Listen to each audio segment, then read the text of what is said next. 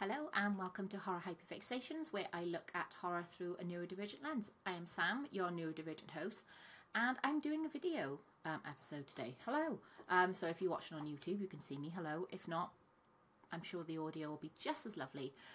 For those of you who can see me, if you think I look real tired and a bit shit, it is because I look real tired and a bit shit. I've just got back from Rill. I've had a lovely time at Rilla Thriller. Excuse me, I'm not sure where I'm supposed to look on myself, whether I'm looking at the camera. We're looking at the camera, and I will buy a better one because it's not particularly good. Yeah, I've just got back from Rill. But I wanted to do an episode on FrightFest. I don't have an awful lot of time, so you might see me in a different Hello. You might see me in a different outfit in about half an hour into the video because I just haven't had a chance to do this. So I'm doing it now. Godzilla's come to say hello. So yeah, I'm going to talk about my lovely weekend at FrightFest. At this point, it was like a week and a half ago, nearly 2 weeks since I've been. So I'm still recovering. Hopefully as well, if you're watching this on video, if I can figure out how to do it, I'm going to try and set this up nice, like Twitch people do and cool people do, where I'm on one side and I can put like posters and stuff on the other side. If I can figure that out, I'm going to do that. So let's hope, whilst I'm saying this, I've actually managed it. And I'm not sure how tight this will get edited, but we'll ignore the piles of stuff over there and over there. It's fine, you can't see it. It's just ADHD mess.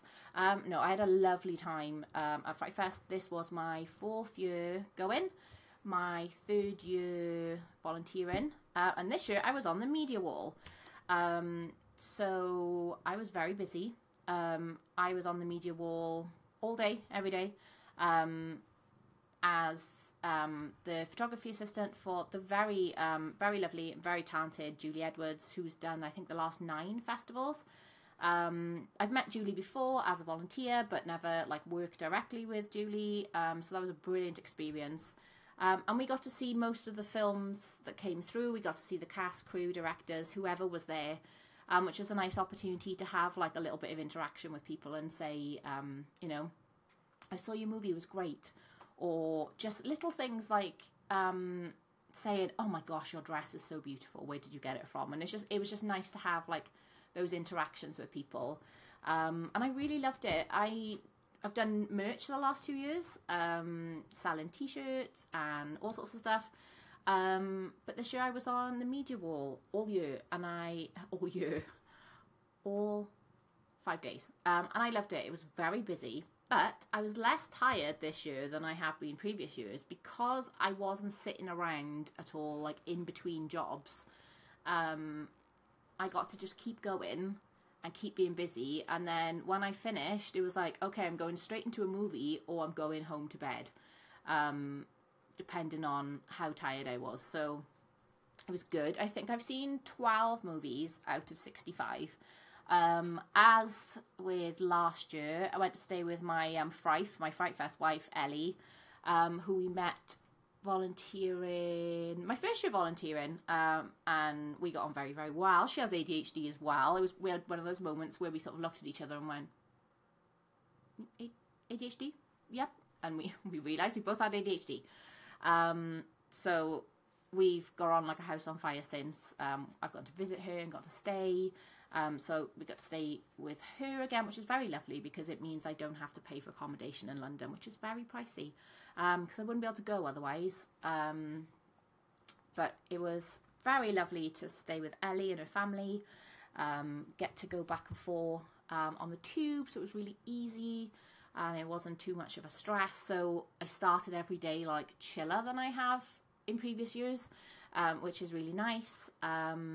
It was lovely to see a lot of the volunteers that I've seen from previous years. I remembered most of their names, which I was very impressed with, considering we don't see each other for a whole year. And then, like, I follow them on Letterboxd and I see what they're watching, but I don't really interact with them. I follow a couple of them on Instagram now. But it's just lovely to see all these people. But even though you haven't seen them for years, like, yay! And we all have a big hug and we all have a lovely time. And it's just really lovely environment. It always is. There's never any issues.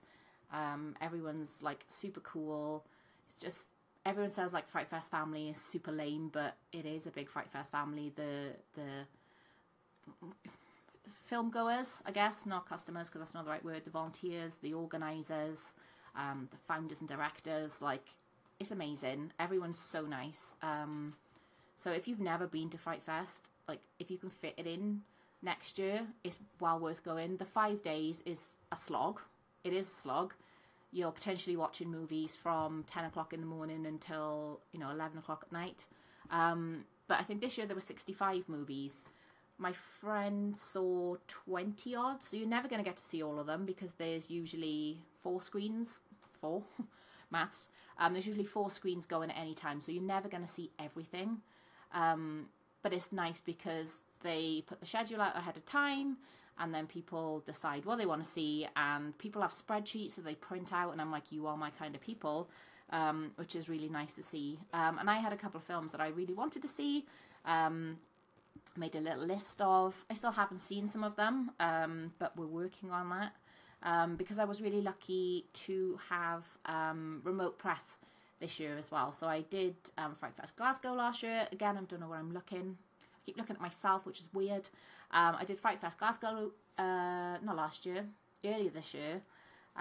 So got press again for this one, which was lovely. So meant I could have early access to some of the films. So I've seen 12 of the 60 odd films, but I've still got screeners that I haven't watched yet and emails that I haven't replied to yet to say, actually, yes, please, can I have this film?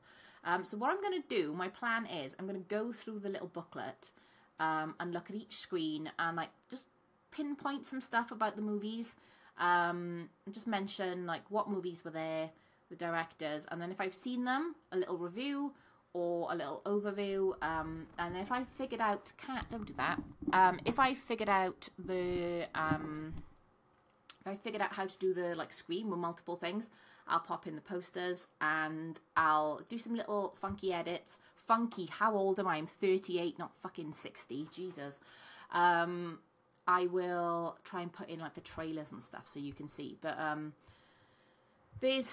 I have props. Well, they're not props, they're just like examples. So this year I acquired a clipboard because I had so many notes of every single day who was at the press wall,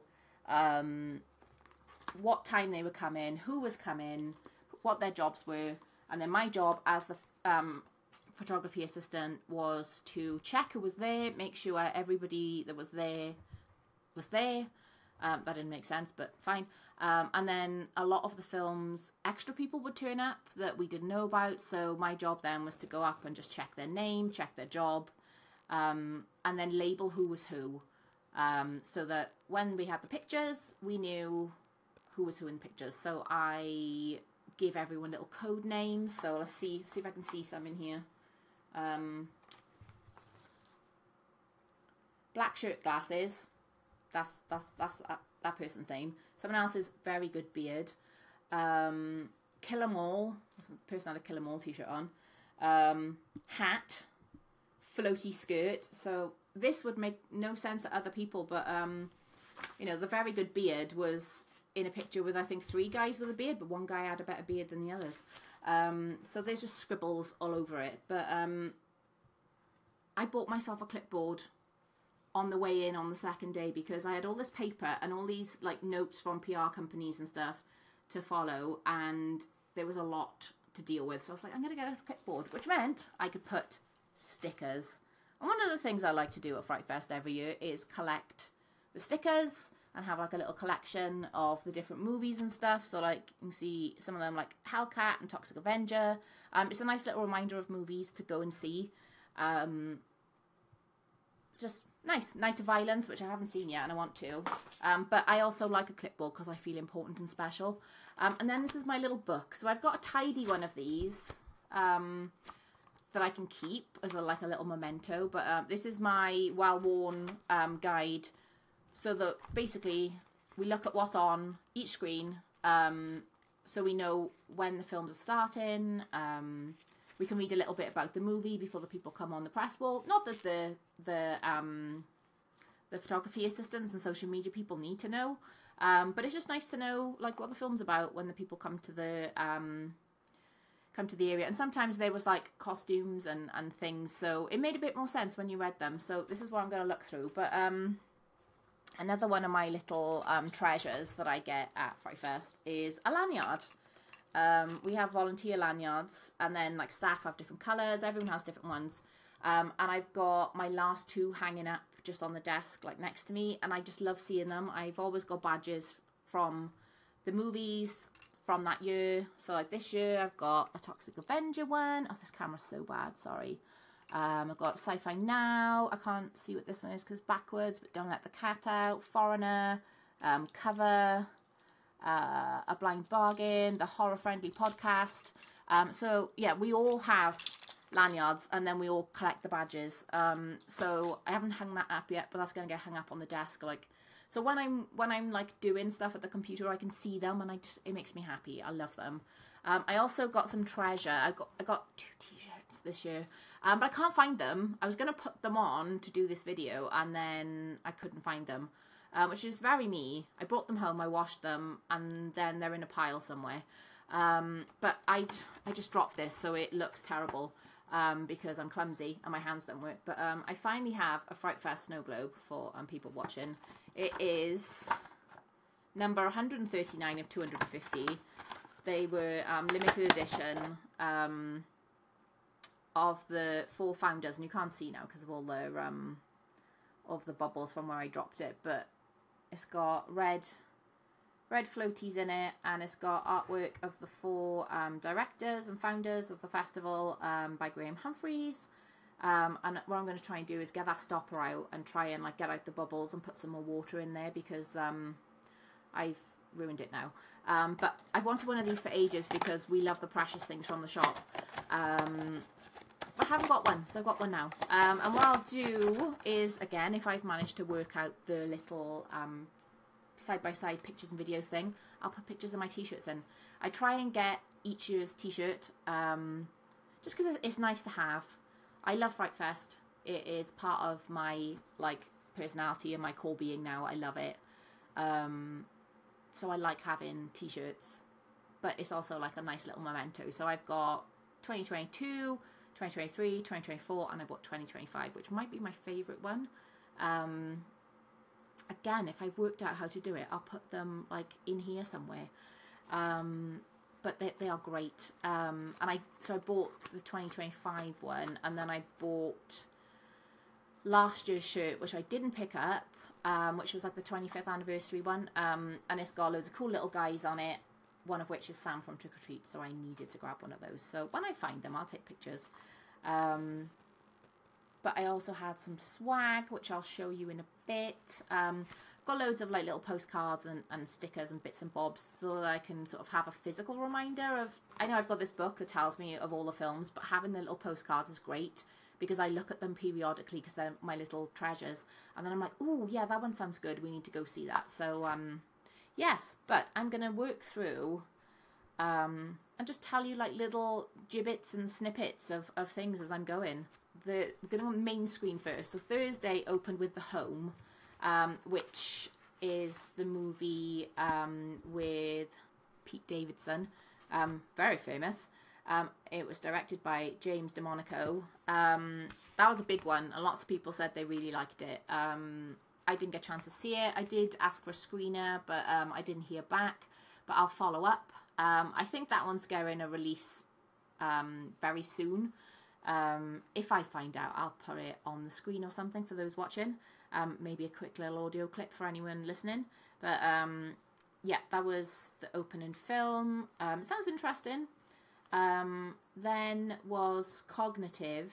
I wasn't sure. There were 2 films I wasn't sure which I wanted to see, because I finished, I think, like 8 o'clock, and there were films on at 8:45. So I finished, lurked around, managed to get a ticket for Cognitive, which was so much fun. It was directed by Tommy Savas. I'll read the little blurb. A smart science fiction thriller commenting on the ever-growing concern of AI taking our jobs.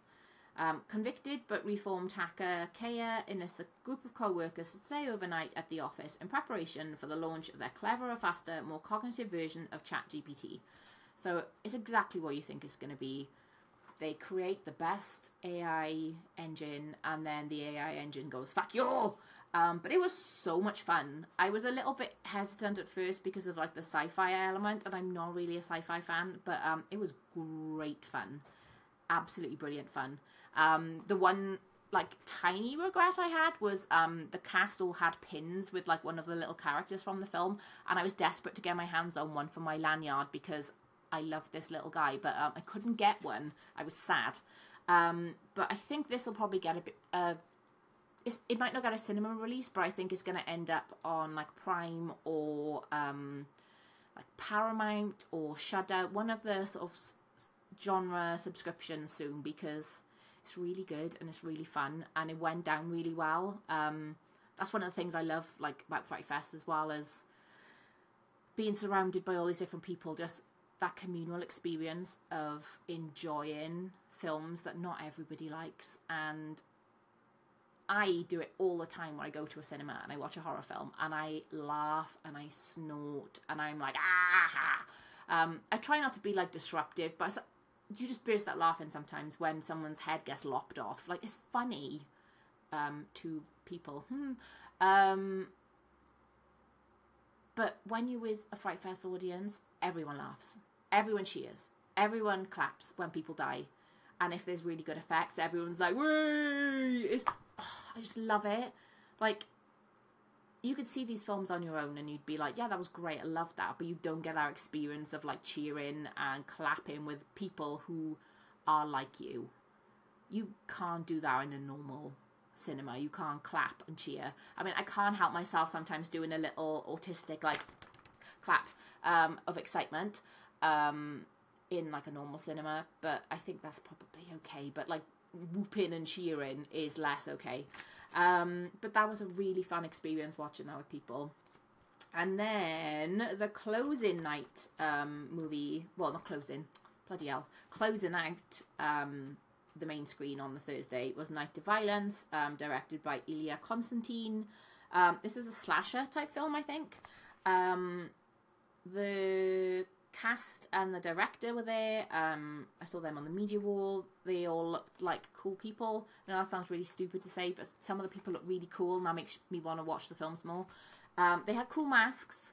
I have one of the masks. I'll pop it in and show you. But yeah, people were walking around in the masks, and it was really cool. And they had the guy who played the mask guy in the film, and he was fucking huge.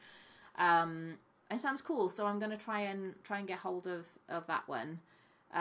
Again, I don't know if I've said this yet to say again, but with Fright Fest, I try and keep tabs on when stuff's coming out and try and share it. So Instagram stories, on here on the podcast, wherever I can, I'll be like, this film's really good, it's on Shudder now. So I'll try and keep you posted. But yeah, the Friday opened with Hyperfixations. I wasn't interested in this one. It is directed by Chris Mars Piero, and it's another AI type movie, and it's talking about like deepfake technology, and I was like, that sounds a bit sci-fi, because it's a genre festival, it's not purely horror, there are like sci-fi films and things like that, but I've seen some really, really good reviews. I can't remember if I have a screener, but I definitely am going to give it a go because people were really excited about that one. The next film was What She Doesn't Know, which was directed by Juan Pablo Arias Munoz. I'm going to try my best with the foreign names. I will do my best and hope that it's okay. Yeah, this one sounds really interesting. A lot of them sound very interesting, which is good. Seems like a good year. And it's really lovely because people come from all over the world. Directors came from America, Latvia, who else I speak to is Canada, loads of different places. After that then was Transcending Dimensions by Toshiaki Toyoda. I love Japanese cinema, Korean cinema, so this is one I definitely need to check out. And then on the main screen was a Serbian documentary, and I really wanted to see that one. I did ask about a screener, and I think they wanted people to go and see it actually there, but I couldn't. I was on the media wall. I was busy, so I couldn't see it. But Ellie went to see it, and because Ellie's a cretin, said with love, Ellie didn't want to watch Serbian film because of, you know, what's in it, and that's absolutely fair. I would never say anyone's a pussy or be like, oh, grow up here, or like, oh, it's whatever. It's just, if you don't want to watch horrible shit, don't watch horrible shit. Like, that's absolutely fine. But I kind of enjoyed it. I thought it was good. Yeah, I enjoyed it. It was a beautifully shot film. Yes, it's disturbing, but it's not real. Ghosty films scare me. Demon films scare me. But I still know they're not real. And I think the more extreme and violent stuff is, the more I know it's not real. So it doesn't bother me that much. And I didn't feel like it was intended to titillate. I felt like it was intended to shock. But the director of the documentary was there, Stephen Byro. By all accounts, very nice chap. He was wandering around. He had a blood-splattered shirt on. He looked really cool. He was wandering around chatting to people, having a nice time. So I really want to see this. Ellie said, well, I may as well have watched the film, because they showed nearly all of the film in the documentary, because they'd show like key clips and how they did stuff and talking about like the controversy and how it got banned from FrightFest years ago. So I definitely want to see that. I fucking love documentaries anyway, but I really want to see one about a Serbian film. And then I was really excited about this. This was my most anticipated film. They showed Toxic Avenger, and I know it wasn't the first screening in the UK. They'd done quite a few media screenings. Some of my friends went in like June, and they'd done one the night before, which I did get invited to. But because I was travelling to London Thursday morning, I thought, I'm not going to London on Wednesday to then come home and then get back on a bus to London Thursday. I just couldn't deal with that. So I didn't go, but I thought I'll try my damnedest to get a seat in the main screen with everybody else, because that'll be really, really nice. So Macon Blair directed it. It stars Peter Dinklage, Jacob Tremblay, Taylor Page, Kevin Bacon, and the name that's not on here that should be on here is Louisa Guerrero, who was in attendance. When she came to the media wall, she was just like this little firecracker, and I think she said she's 4'10", and she's got an attitude that is like way bigger than her stature. She's so feisty and funny, and we were just laughing so much when she was having her photos taken. She was doing all the angles, all the faces. She had like a really nice Toxie mask. Again, I'll see if I can pop these pictures in. Credit to Julie Edwards, because she took them and they're amazing. I had one as well with the mask, but she's just doing all these photos. She's so funny. And I thought, oh God, if she's this funny, just like existing in our presence, what is she going to be like in the film? So Peter Dinklage is, what is his name? Is it written down here? Winston Goose. He's got a different name. It was just amazing.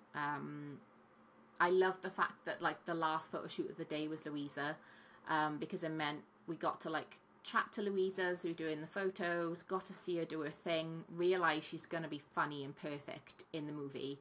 And then we saw her go to take some pictures with some fans, and she was just hilarious and so lovely with them. So I quickly went and, because I'd finished my shift, quickly went and changed and was like, hello Louisa, please can I have a photo? So we took some photos. I had mop heads with me, which she was very excited about, so we did some poses with mop heads.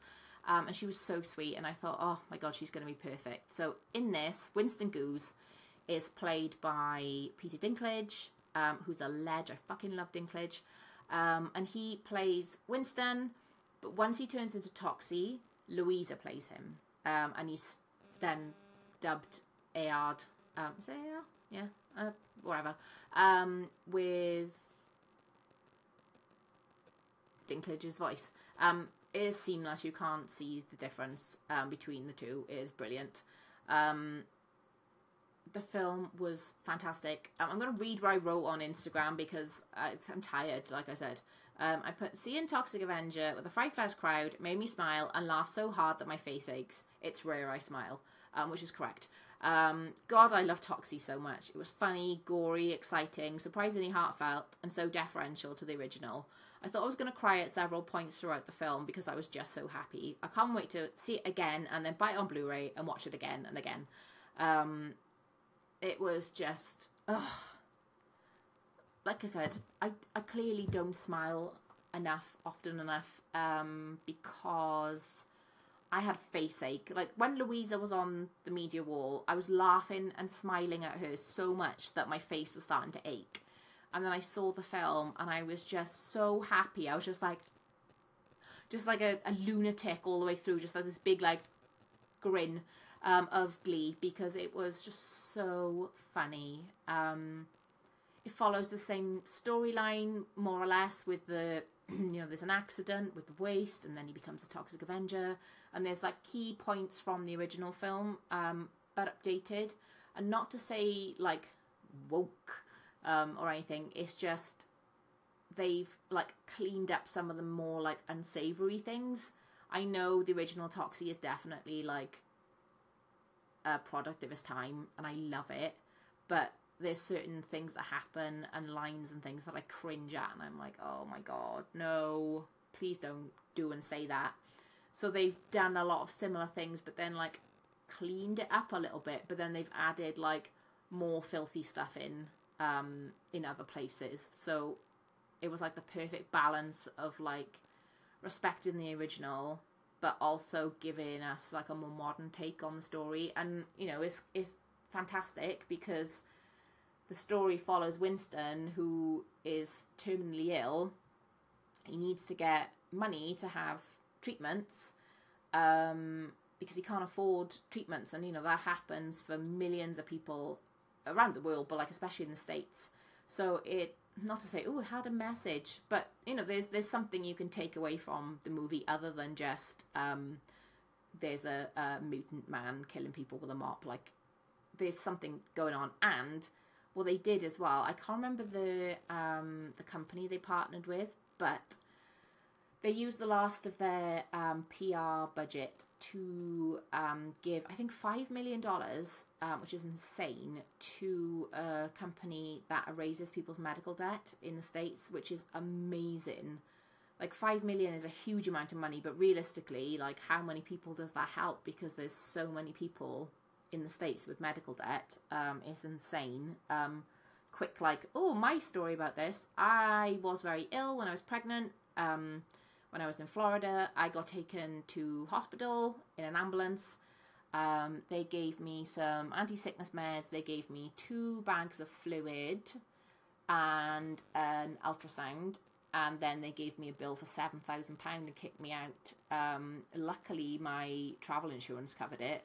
But £7,000 for an ambulance ride, some saline fluid, and some sickness tablets. That's insane. And this was, like, 12 years ago. So I hate to think how much, like, basic healthcare costs in the States. So fucking well done to everyone involved at Trauma and Signature Entertainment over here, and, like, everyone who's been involved with this project. And I think there's also, like, for every $1 million the film makes at the box office, they're going to give another $1 million to this charity, which is just incredible. I would have loved to have gone and seen it this weekend. Well, this weekend just gone, to sort of support the opening weekend. Like, I don't give a shit about those figures for, like, opening weekend figures. I like a film or I don't like a film, but I wanted Toxie to have an extra couple of seats in there. But I was at Rilla Thriller, so I couldn't go. But I'm going to try and go this week, because I need to see it again. It was so good. I absolutely loved it. And like I said, I kept wanting to cry because I was so happy, and it was just so perfect. And again, the crowd were loving it. They were screaming, laughing, cheering, clapping. It was just, oh, it was amazing and was really fun. Like the swag I said about. They did a cosplay competition, and I thought loads of people were going to turn up in cosplay, but I saw one full Toxie and then people with like t-shirts and stuff. I think they encouraged like t-shirts, so just show your love of Toxie as well.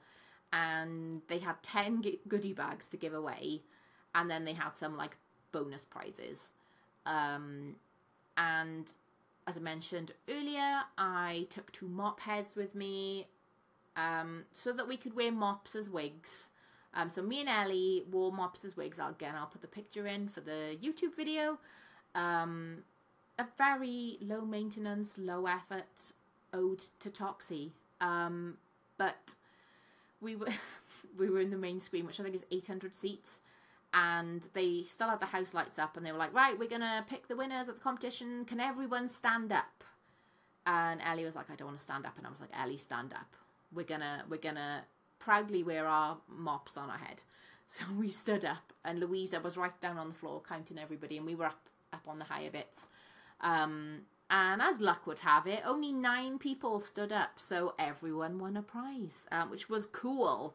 So I got this little bag, it's covered in mop fluff, a little Toxic Avenger bag, and then in it was a bright green t-shirt. Again, I'm going to put a picture in, because it's in the wash. I wore it on Friday to support Toxie. I couldn't show the fuck up as the marketing campaign went, but I was able to go and proudly wear my Toxie colours out and about on Friday. But my friend Abby kept looking at me and going, because she was very disconcerted that I was wearing like Toxic Lime Green. But I will wear Toxic Lime Green for Toxie because I love him. I'm with Toxie. And I don't know if they're going to make another Toxie movie. I don't think they're going to. But what if they did a second movie with the same cast?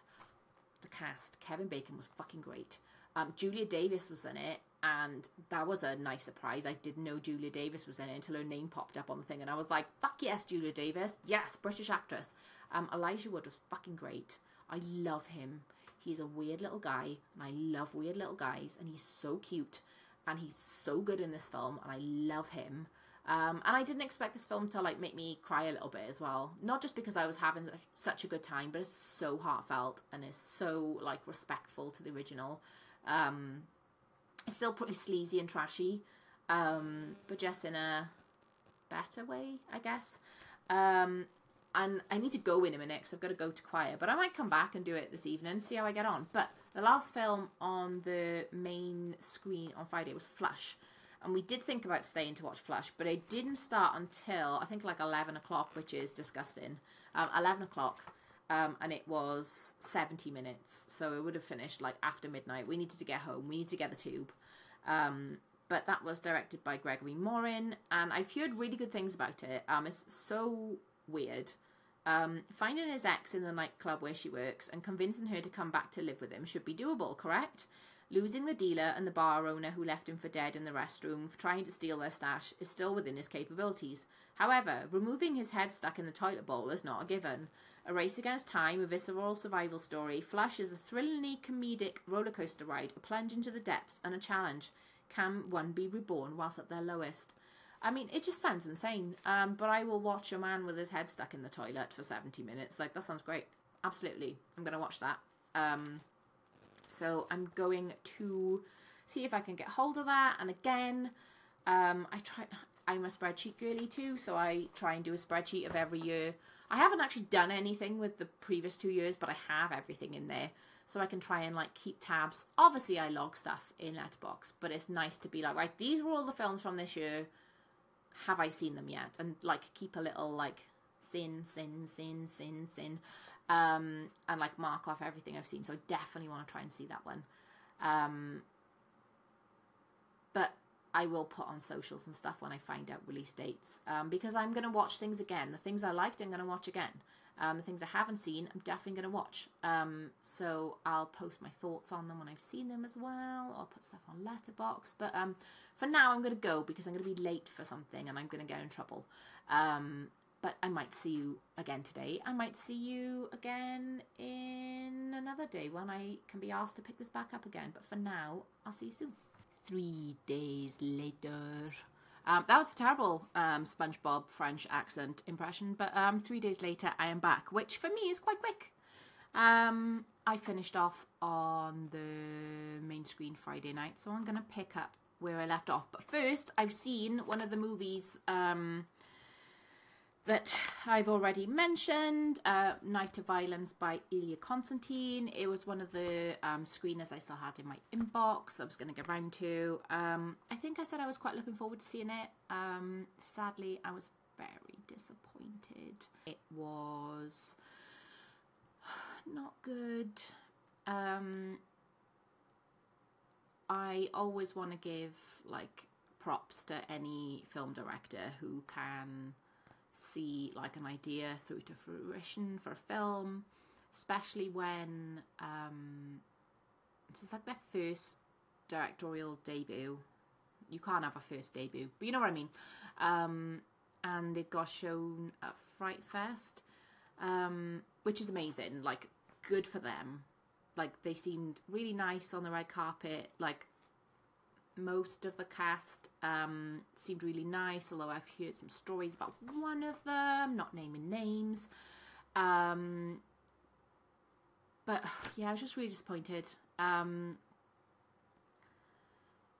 It looked okay.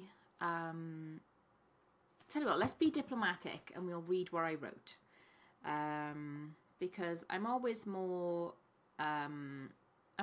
eloquent in writing than I am in real life, and that's saying something because I'm really not eloquent in writing either. But I said, I bumped this one up. Oh my gosh. I bumped this one up my list after my interest was piqued by the mask fellow I saw on the media wall. The mask design was simple but effective, and a mask killer movie is usually a good time. As with lots of movies at FrightFest, there was a mixed bag of chatter after the screening, some very positive, some very less so. Unfortunately, I fell into the less so camp. I have to state just how impressed I am that Constantine's first feature had its world premiere at such a world-renowned genre festival. That's a huge deal, and I love that career young directors get such a brilliant opportunity to get their work seen by so many people. Billed as a horror thriller, I found Night of Violence to be tonally confused. It came across more of a satirical comedy horror. The cold open shows a pretty brutal scene, but then cuts to a spoof advert for medication straight after the title card. Straight away, I got something very different to what the cold open promised. I found the acting very hammy in places, but did think it was a tonal choice, as I thought I was clearly watching a comedy horror. Sadly, I didn't find myself rooting for any of the characters, not even the killers, which is unusual for me. I really wanted to like this movie. I'm always going to cheer so loud for indie horror and first-time directors, and while I didn't hate it, I didn't really enjoy it. But I've seen lots of positive reviews, so it seems to be a bit of a Marmite film, but I'm sharing in the hope that you will love it. I'm always going to be honest when I review, even if it hurts my tummy to be anything other than 100% positive about a debut feature. I hope Ilya continues to work in horror. He's clearly a director with a vision, and I'm sure with the experience and right people on his team, he'll get there. Yeah, I always feel bad giving things a crap review. I try and be nice as I can, but I've also got to be honest. I'm never going to lie in reviews. I'm never going to lie on my podcast. I'm not going to lie because it makes me feel icky squicky, and as a neurodivergent person, we don't like lies. Lots of people don't like lies, but I definitely don't like lying. I just felt bad, but it wasn't good. I thought it was, like I said, I thought it was going to be a horror thriller. So I went into it expecting horror thriller. The cold open gave me horror thriller vibes. Excellent. And then we had a really hammy, campy, like spoof advert for medication, which was fun. And I was like, oh, okay, is this where this film's going? And then that acting was really hammy. So I was like, right, okay, we're in a comedy territory. It's not actually horror thriller. So I sort of enjoyed it a little bit more with that in mind. I was like, oh, okay, this is supposed to be campy. This is supposed to be silly. And then I got to the end of the film and I went to IMDb and I went to Letterboxd and I read some of the other reviews and I looked at like the info and it was like psychological horror, thriller. And I was like, is it though? Which I didn't give this one a star rating because I just felt too mean to do that. But just that fact alone would have taken the rating I might have given it down even further. Because if it was sold to me as a comedy film, I would have been like, fine, it's crappy, it's shitty, but it's having fun, it's self-aware.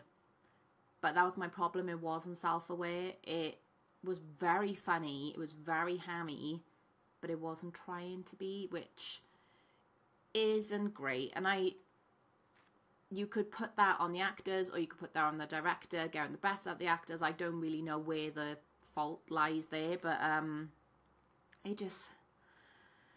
it wasn't for me. And like I said, some of the reviews were very positive. People really enjoyed it. There was like a mix of chatter coming out the screening, which is nice because where I was, I could hear a lot of people back and forth, so I could sort of gauge the reaction as people were coming out, and there was a mix there. So clearly some people like it, clearly it just wasn't for me, but yeah, very disappointing. Anyway, let's go on to Saturday's main screen. Opened with The Red Mask by director Ritesh Gupta. I really want to see this one. This was the world premiere. I didn't particularly have this one on my list, and I believe this is sort of like meta, that there's a slasher franchise, The Red Mask, I'm reading and recalling, and they're making a new version of it, but it's also quite queer. So I've heard some, like, again, mixed reviews for this one, but this sounds right up my street. It's a queer slasher, it's meta, and I met the director on the media wall, and he was so nice.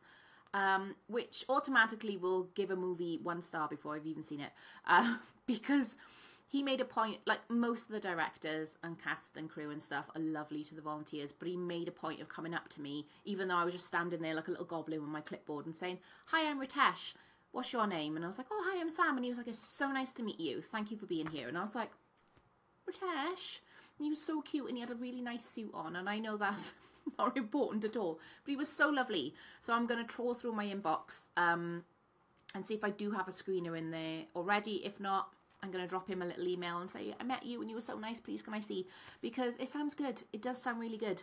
And again, another cool mask, which they brought to the media wall. Was a bit of chaos because there was so many of them, and they were all like, "Where's the mask, where's the mask?" Too many cooks, not enough masks. That doesn't work, but okay. Next up on the main screen was Marshmallow, directed by Daniel Del Purgatorio, which is an awesome name. Again, you heard really mixed stuff about this one, but mostly positive. I believe it's like a sci-fi tinged horror set at a camp, which sounds brilliant, right up my street. And they had posters for this, and they were absolutely massive. I know I said I'd mention about like promo stuff. They had posters. They were huge. I didn't pick one up for this one because it would have involved a massive poster tube and trying to get a huge poster back on the bus, which I wasn't going to do. But it was a really cool poster, so I was gutted they were so big.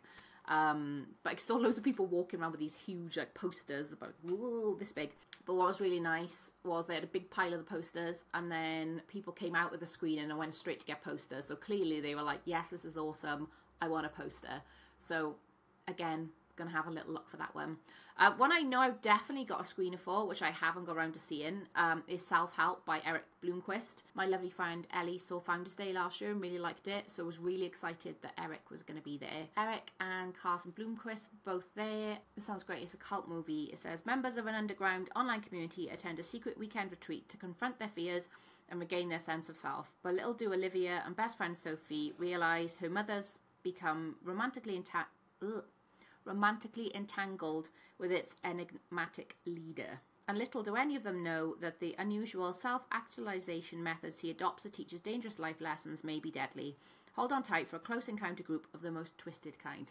Awesome. Absolutely need to see that. I've got some time this weekend. Got 1 whole day at home, all to myself. I'm going to watch a bunch of movies. So I'm going to try and watch that one this weekend. There's a good chance that I will take forever to edit this and finish filming this, so there may be another little clip in here where I've watched it between this and the next recording, because I don't think I'm going to get the whole festival done in the next 45 minutes before I go do the school run. So be prepared for me in another outfit on another day. The next movie on the main screen was Crushed by Simon Rumley. This had a bunch of buzz before the festival. I heard quite a lot of people talking about it because it's about people who have a fetish for crushing animals. Just so I give this one like the credit it's due, I'm going to read the blurb. Simon Rumley returns to FrightFest with his most unflinching exploration of suffering and redemption yet. A shocking video impacts the life of a Bangkok vicar, Daniel, and his wife May, when their young daughter Olivia becomes so disturbed by what she's seen it leads to a kidnapping. As the local authorities and their tight-knit community navigate a maze of fear, the parents are thrust into a harrowing journey, one revealing the depths of human depravity as they must confront unsettling truths about trauma, resilience, familial bonds, and faith. It's supposed to be really dark. Stars Steve Oram, who's really cool. He's been in a bunch of horror stuff. He was there on the Media Wall, which everyone was really excited about. And I heard really good things about it. And post-festival, the buzz has sort of continued. And people have said to me, have you seen it? Do you know when it's going to be out? Because people really, really want to see it. I'm in two minds because a kitten gets crushed in it. There was some hoo-ha with trigger warnings with FrightFest before, and as much as I love FrightFest, I was really disappointed with this. They've always had a very catch-all statement on their website saying, like, the movies can contain any and all of, and then a big list of stuff. It's not exhaustive, but as a list of stuff, but basically they updated their statement to say, you know, we're not about hand holding, you're all grown ups, you can decide if you want to watch a film or not. And everyone went mad, and then they backtracked and took that off the website and put the old like blanket thing back on. That's not good enough. I agree where they're coming from, that they don't want to handhold people, but also people need to make an informed decision.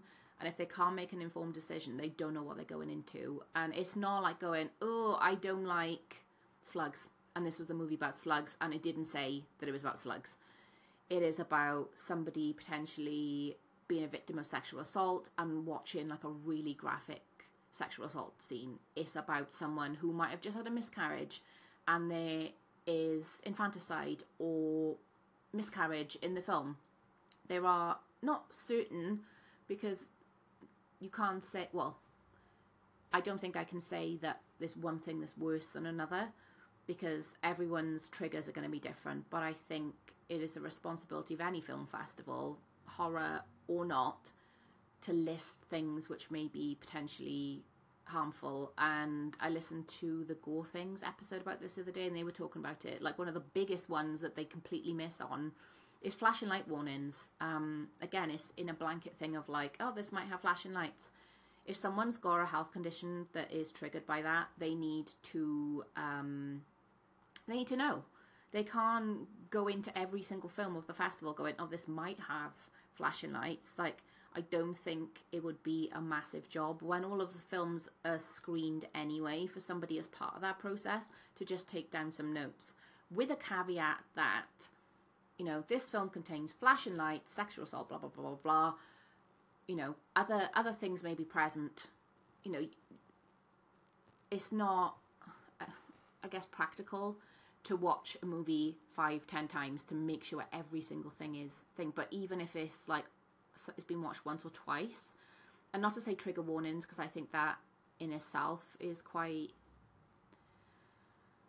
I don't know, it just sounds like you're trivializing it. Content warnings, I guess. I think my friend said content warnings is better, because it's exactly that. We know what is in that film. And yes, people can go on Does the Dog Die and have a look, but some of these films, as their world premiere, people might not have had a chance to do content warnings for some of the films yet. So I just think going forward, and I don't want to criticise FrightFest, but I think there is something they need to do better at, and I would definitely put myself forward to say, hey, I will help you do content warnings, because I try and watch all of the movies anyway, I am a firm believer that content warnings are important, and I'm very lucky that there's nothing that I would need a content warning for going into a movie. There's things that give me the ick that are in movies. It wouldn't stop me watching it. I might have to close my eyes, and that's very few things. Spit, snot, and when people pull hair out of their mouth. No. But that I don't need a content warning for that. I just look away when that happens. So I would be happy, I guess, to do that. And that's an email I'll probably send at some point, just to be like, hey, would you like me to even see if I can assemble a team of like nerds who will happily sit there with like a clipboard and write down notes. But anyway, that's a little ranty thing I'm going off on. Next film is Jimmy and Stiggs by Joe Bagos. So this one's a tricky one for me to talk about, because I really want to see it. This film sounds fucking great. This sounds like something that I really, really want to see, something that I really, really enjoy, but it is produced by Eli Roth. So back off, Eli Roth. You can get in the bin. So poor Joe Bagos has sort of been besmirched by being associated, I guess, with Eli Roth. I don't know Joe Bagos's leanings, but I have seen some of his films and I enjoyed them. They were fun. And Jimmy and Stiggs does sound really, really fun. I think I heard the other day that like he made this film in his own apartment during lockdown. I might have made that bit up, but it says in the blurb that it's like in the tradition of the Evil Dead and Bad Taste, so I want to see that schlocky, like silly horror.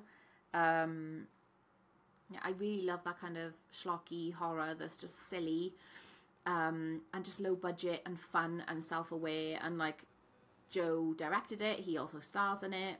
I love that for a movie. Joe was at the media wall. He seemed super fun. He was down to chat to everybody. He was taking photos with everybody.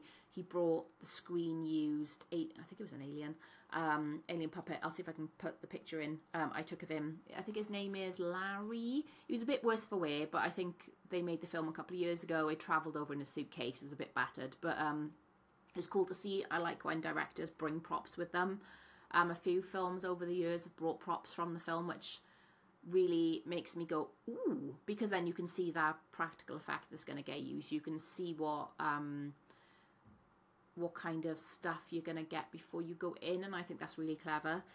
Also, people love to have photos taken at FrightFest, so if you can have your photo taken with, like, for example, there was a film called The Demon, I think, or Damon, D-A-E-M-O-N. I met loads of the cast and crew, and they were fucking lovely, and I follow them all on Instagram, and I love them, but I haven't had a chance to see the film because I don't think we have it over here yet. But they brought a like a bust of a head of a guy where his face is like caved in, and everyone kept joking and calling him like Butthole Face or like the Butthole Demon.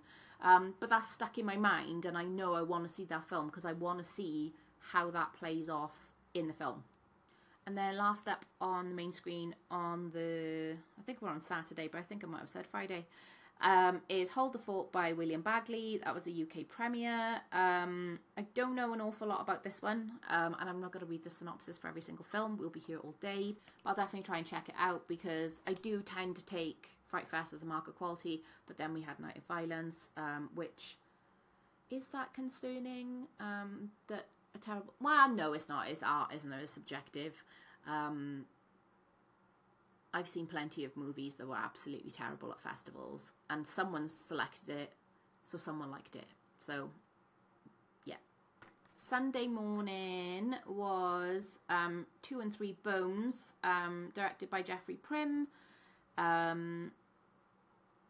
This one was a tough media wall, because I think Jeffrey died like just after completing the movie, which is just so sad. I don't know what the circumstances were, but the media wall was very somber because it was the premiere of the film in the UK and all the cast had come over, but they were all like, they were excited for the premiere, but also they were like really sad that the director wasn't there. So this is one that I definitely want to see. I think they were firing t-shirts out of a t-shirt cannon for this movie, which I wish I got when they were cool. They had bones on them. It says, a group of anthropology students discover that studying the past can be deadly in a slick, smart whodunit horror. When they begin finding human bones and personal property scattered around their campus, it becomes clear that a gruesomely masked maniac is brutally targeting them. This one sounds really fun. Bones are awesome. You can't... Oh, there's some bones there. Some bones behind me for those watching. But bones are cool. Mass killers are cool. And it sounds really fun. So I'm definitely going to see if I've got a link in my inbox. Again, my inbox is a mess. There's loads of links in there, so I'll see if I've got that one. Ooh, next one is Tomb Watcher, directed by... I'm not going to be able to say this correctly, so apologies. Bathanu Inkawiwat. I'm not sure if that's right, and I'm so sorry. This is a Thai film. This sounds super messed up. It is... The story is... When his wife passes away, Chief and his mistress, Rosukun, finally sees the opportunity to live openly as a couple after years of hiding their relationship. But his late wife's will states that Chief must live with her corpse in a glass coffin for 100 days if he's to inherit her assets. So the luxury vacation home has to become a temporary mausoleum, much to the consternation of Rosukun. I think it was this one that Gore Thing said was quite like soapy, quite... melodrama. It sounds really good. I think they said it was quite a good like gateway horror because it's not too scary. It's a bit like spooky supernatural. The idea of being stuck in a glass coffin with somebody for 100 days is awful. Even just one day. That sounds really interesting as a plot for a movie, so I definitely need to see that one. And then Sunday afternoon, I'm gutted I didn't get to see this screening, but there was the 4K restoration, remaster, 4K restoration, world premiere of The Descent. I've seen The Descent a bunch of times. It is a fantastic movie, but it's not one of my favourites. I don't seem to love it as much as everybody else. I don't know whether it's like the time I saw it that I was like, yeah, that's good, but I don't love it. So I don't have the same like nostalgia with it that everybody else does. I came to Dog Soldiers and The Descent a lot later than most people my age, so I don't know if that has something to do with it, but I do enjoy it, and it's a really effective movie. And I did actually get to watch it last year at Rilla Thriller. They did a double bill of The Descent and Dog Soldiers where Neil Marshall was there, did a Q&A afterwards. So for me, I think that was a really nice way to see it on a bigger screen, but not necessarily, you know, this 4K remastering. I would have loved the opportunity to see it. I was on shift, so I couldn't anyway. But I don't think I would have wanted to take a seat away from somebody who really wanted a seat for this, because I feel like for first-time watchers, it would have been an incredible experience. But for genuine big fans of the movie, that would have been such an amazing opportunity to see it, because it was visually remastered, the audio was remastered, I think everything was, and apparently it was incredible. Like the sound on the huge speakers in that screen was apparently amazing, and the buzz, people coming out, was just incredible. Neil was there, Shauna MacDonald was there, some of the other actresses were there, and Janine Pipe was there, who I've met a few times at different conventions. She was at Rilla Thriller as well. She's good buds with Neil and has written quite a few books about Neil's movie. She's done one called Sausages about Dog Soldiers, and they've just done a new book which I think is just released about The Descent, which is beautiful. And then in another link to Rilla Thriller, I was chatting to Neil Fraser Graphics at the Rilla Thriller that's just gone, because he did the artwork for the front cover. So a nice little tie-up between last year's Rilla Thriller, this year's, and FrightFest. And there was a book signing after the screening. The queue was huge. So many people must have like missed the next movie to be able to queue up and meet Neil and Janine and have the book signed. And I think maybe Shauna was signing the book as well. It was so busy over there I couldn't even see. But the next movie, which was supposedly brilliant, and I have asked for a screener, I don't think I've got one, so I'm going to go follow up because I heard good things about this one. It's called Bone Lake. I think it's quite like a sexy horror. I thought at first, ooh, bones, spooky skeletons, but I think it's like, bone lake. Yeah, it says, Diego and Sage have fallen into a romantic rut, even though Diego has recently quit his job to focus on writing an erotic romance. Sage finds herself increasingly resentful of being the supportive partner, so to reconnect, they rent a lakeside property for the weekend. Another couple, Will and Sin, unexpectedly arrive as the property has been mistakenly double booked. Agreeing to share the space, what starts promisingly as friendship soon transforms into a twisted series of sex and lies, and their idyllic weekend quickly spirals downward in a torrent of violence. That sounds sick. We had loads of really positive stuff about Bone Lake. So again, definitely one I need to follow up. And then closing out that night. Oh, that was directed by Mercedes Bryce Morgan, by the way. Forgot to mention that bit. And then, yeah, the closing for the Sunday night was Redux. One of my friends had seen it beforehand and was like, go see it. But it clashed with a movie that I really wanted to see on another screen. So I prioritised the other screen for two reasons. I'll get to that movie when I get there. One, by the reviews I read before the festival, this is going to get a release on something like Shudder or Prime. It's going to get picked up. I feel like this will be easier for me to see in future than the movie I went to see will be. I hope that one will get a release, but I feel like this will be picked up a lot quicker. And the second reason being it's more sci-fi than horror. It does sound interesting. And I've heard loads of really good reviews after as well. Loads of people said it was like their movie of the festival. So I am definitely more curious, but I'm still a bit hesitant. Not to like waste my time, because barely any movies are a waste of time. I spend so much time focusing my brain on watching horror, and this is sci-fi horror, but supposedly heavier lean into sci-fi, that I sort of don't go outside the genre very often, or genre adjacent. So we'll see. Maybe I'll bump it up my list a little bit, but this was directed by Kevin and Matthew McManus. It was the English premiere, and the McManus brothers are poised for a breakthrough with this genre-bending sci-fi horror about a grieving mom searching for a reality where her daughter is still alive. Irene Kelly travels through parallel universes in a metal coffin-like time machine she bought on the black market. See, that's not sounding to me at that point. But each dimension, her mission is to murder the serial killer responsible for her daughter Anna's death. That is, over and over and over again. Yes. Practice makes perfect, and finding Nelson becomes easier every time, but as she becomes more addicted to her revenge streak, she puts her humanity in dire jeopardy. So the sci-fi of it all, the revenge and murder, yes. Now I'm talking about it again, now I'm like, actually, yeah, I do really want to see this one. So we'll see. And then the last date, Monday, the opening film was Odyssey by Jared Johnson. This was an English premiere. I don't know an awful lot about this one, but the lead is Rebecca Calder, who I believe was the lead in Broken Bird that opened FrightFest last year, which I absolutely loved and really want to see again. So definitely going to have a little read, see some more information about this one, because it is a UK movie, and I always try and prioritise UK-made horror as well, so definitely on the list. Oh, Mother of Flies. I really, really wanted to see Mother of Flies. Again, another screener that I requested that I'm going to have to be like, please, can I see it?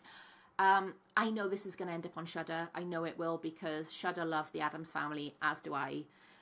This was directed by John Adams, Zelda Adams, Toby Poser, and stars John, Zelda, Toby, and Lulu Adams. So all four of them are in it. 3 of them directed it. I love the Addams Family. I've met them, I think, 2 years ago at the festival, and I was chatting to them, and they were so lovely, and they bought t-shirts from me, and I kept going, I know who these people are, but I didn't want to say, like, who are you, which is a very me thing to do, but I'm more comfortable with my awkwardness now. But I just knew I recognised them, and I got home and I was watching something, and I went, oh, for fuck's sake, that was the Addams Family. So I was gutted that I'd like chatted to them and I didn't have a chance to be like, oh, hey, I enjoyed this movie and this movie. But I got to see them this time. I interact sometimes with Toby on Instagram. She's so lovely. So it was lovely to meet her in real life. Like she made a point of coming over to say, you know, morning Sam, can I get you a coffee? And I was like, and I would have loved a coffee. Don't get me wrong. Always will say yes to a coffee, but I'm not taking a coffee from a sweet baby angel independent filmmaker who could use that money to make another film. So I will pay for my own coffee, Toby Poser. Thank you, I love you. And just getting to see them all on the media wall. They're so sweet. Like Zelda and Lulu are so cute. And I don't mean that in a reductive way. They're such a good looking family. And they're all so clever and I couldn't work with my family. They would do my head in.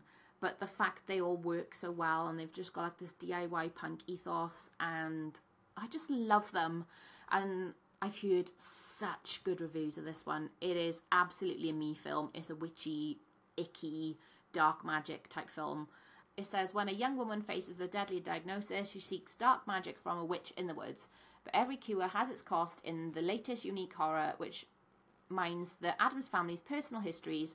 In this instance, experiences battling and surviving cancer to create a work of art that's beautifully morbid, fairy tale manipulation of the shadowy yet love-line pathways between a human life and death. Bit of me. Absolutely need to see that. That sounds brilliant. So I'm definitely gonna sit down at my computer later and just go through my inbox and see if I can pick that one up ASAP. But like I said, it's probably going to be on Shudder really soon. So if I don't manage to get access to it, at least I'll get to see it on Shudder. Then the penultimate on the main screen is Bamboo Revenge. This was a world premiere, directed by Edgar Marie. This one is like a torture movie, I guess. No. I'm going to read this one just so I don't mess up what it is. It's a French movie, which probably means it's fucked up. But we love that. It says, after an al fresco party, Victor, Sam and Jules wake up tied to the ground in a remote forest. Eve accuses them of being responsible for the disappearance of her sister Iris during the evening they spent together having wild fun and sexy games. She has planted a special type of bamboo shoot, the mozo, underneath them, which grows 1 meter and 20 centimeters in 24 hours. Ugh. Either they confess to their alleged crime or they will be fatally impaled by the deadly shoots by the end of the day. Natural born killing takes on a whole new meaning. That sounds fucking sick. Like literally like rad sick and also sick. I don't recall hearing an awful lot about it, so whether it clashed with something else and people were off watching other movies, but I definitely want to check that one because it sounds horrible.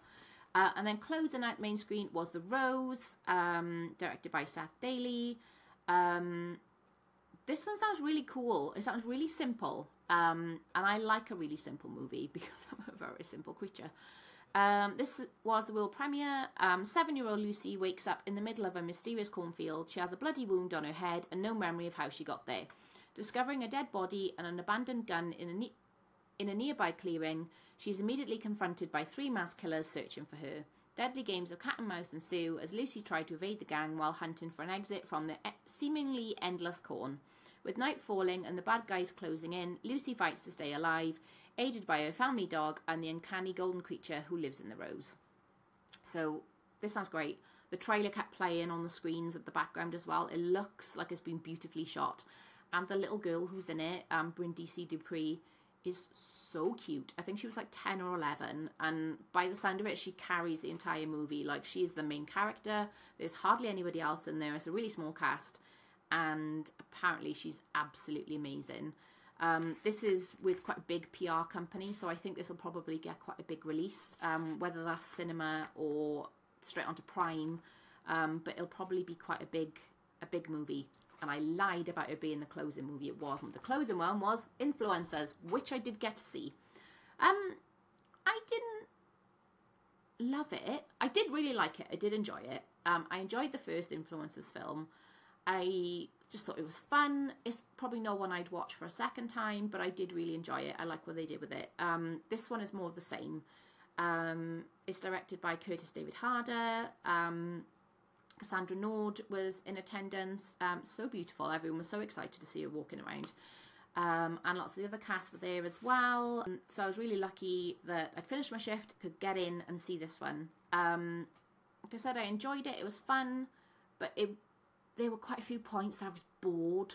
Like, it could have shaved 20, 30 minutes off, in my opinion, very easily, and still had the same story. There was too much of sort of following, I can't remember her name, CW, there we go.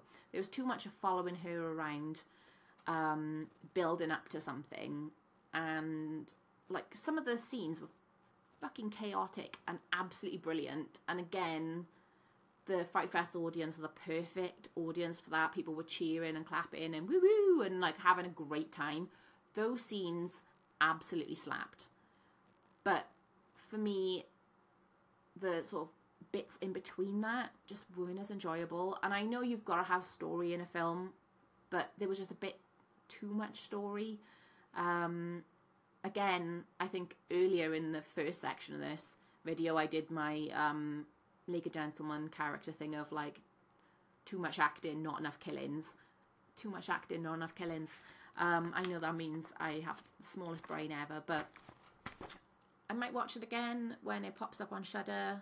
It's the kind of movie that, like, if you have friends over, which doesn't happen very often because I am a loner dotty, a rebel, and a bit of a hermit, it'd be fun to watch, like, if like your mates, I don't drink, but like if your mates are having a couple of beers and some like snacks and stuff, fun movie to watch. But otherwise I wouldn't sort of like go out of my way to watch it again. I enjoyed it for what it was. It was cool to see it on the really big screen, but I'd rather watch something I've never seen before than watch that one again. And like I said, not a bad movie, just I got a bit bored at times. Anyway, disco screens. The Discovery screens are where some of my favourite movies get shown. In the past, I've seen, like, I think probably out of disco and main screen, I've seen more disco films than I have the main screen. And it was the same again this year. I try and get to see more disco stuff because they're generally like smaller movies, lower budget movies. And they're the ones I want to support, which sort of, like I was saying earlier, with the bigger movies that I know I'm going to get to see on Shudder versus ones that might never get a release over here, I'm going to want to go and see those to get a chance to see them. So Thursday night opened with Bambi the Reckoning. That sold out, and they put on a second showing of it in another screen, which also sold out. It's part of the Pooniverse. It's directed by Dan Allen, who I believe did some of the other ones. And a lot of the cast and things were there. There were so many people lurking the media wall when they were there because there was loads of pretty girls in pretty dresses. Roxanne McKee, I can't remember if she was there or not, but I think she was in Hollyoaks, so she's like the most recognisable face. But I think quite a lot of the cast have been in the other sort of like Pooniverse films. I cannot watch any of these like dark fairy tale movies. I love a fairy tale. I love a dark fairy tale.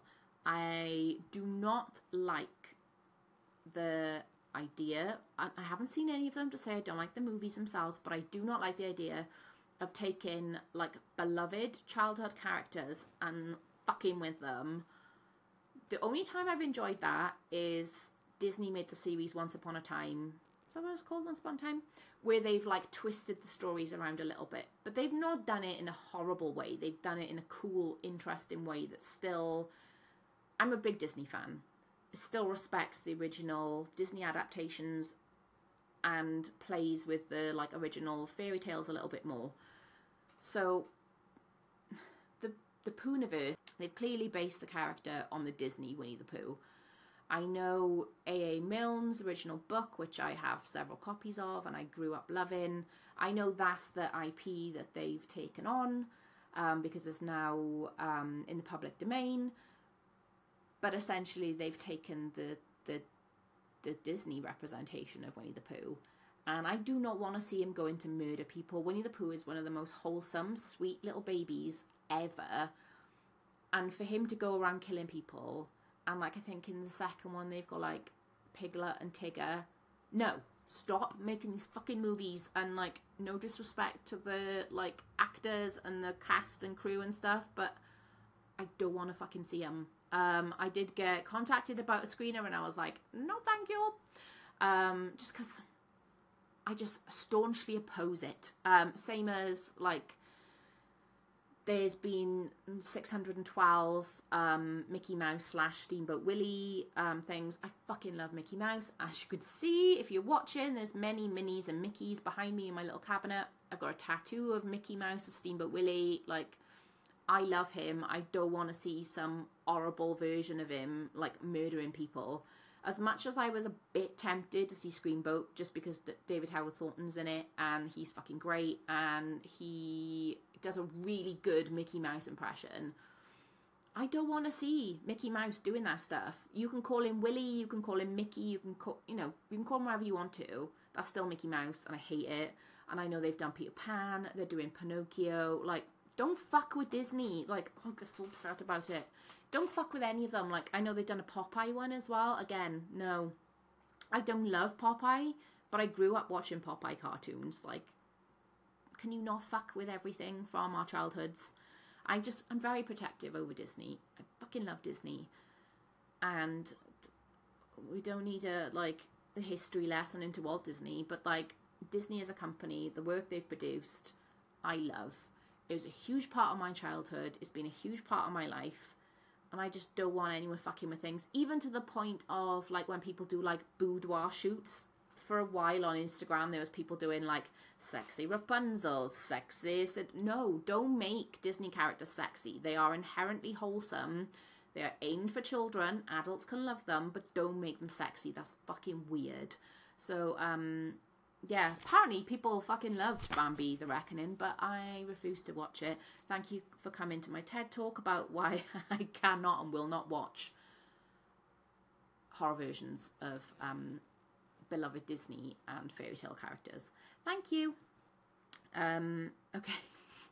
Next, The Arbiter by Mark Price. By the sound of it, this is a bit of a, like, gang warfare type action-y thriller. I don't know if that one sounds to me, so that probably would make it to the bottom of my list. But again, I listened to the Gore Things coverage, and they mentioned it was quite a good, like, change of pace. Craig Russell's in it, who I've seen in Protein. Freaking loved that film. It was really good, and I thought he was a really good performer. Apparently, Mark showed a film at a previous FrightFest called Colin. It was a £50 zombie movie that he made back in 2008. Well, it's the same director, so that piques my interest, but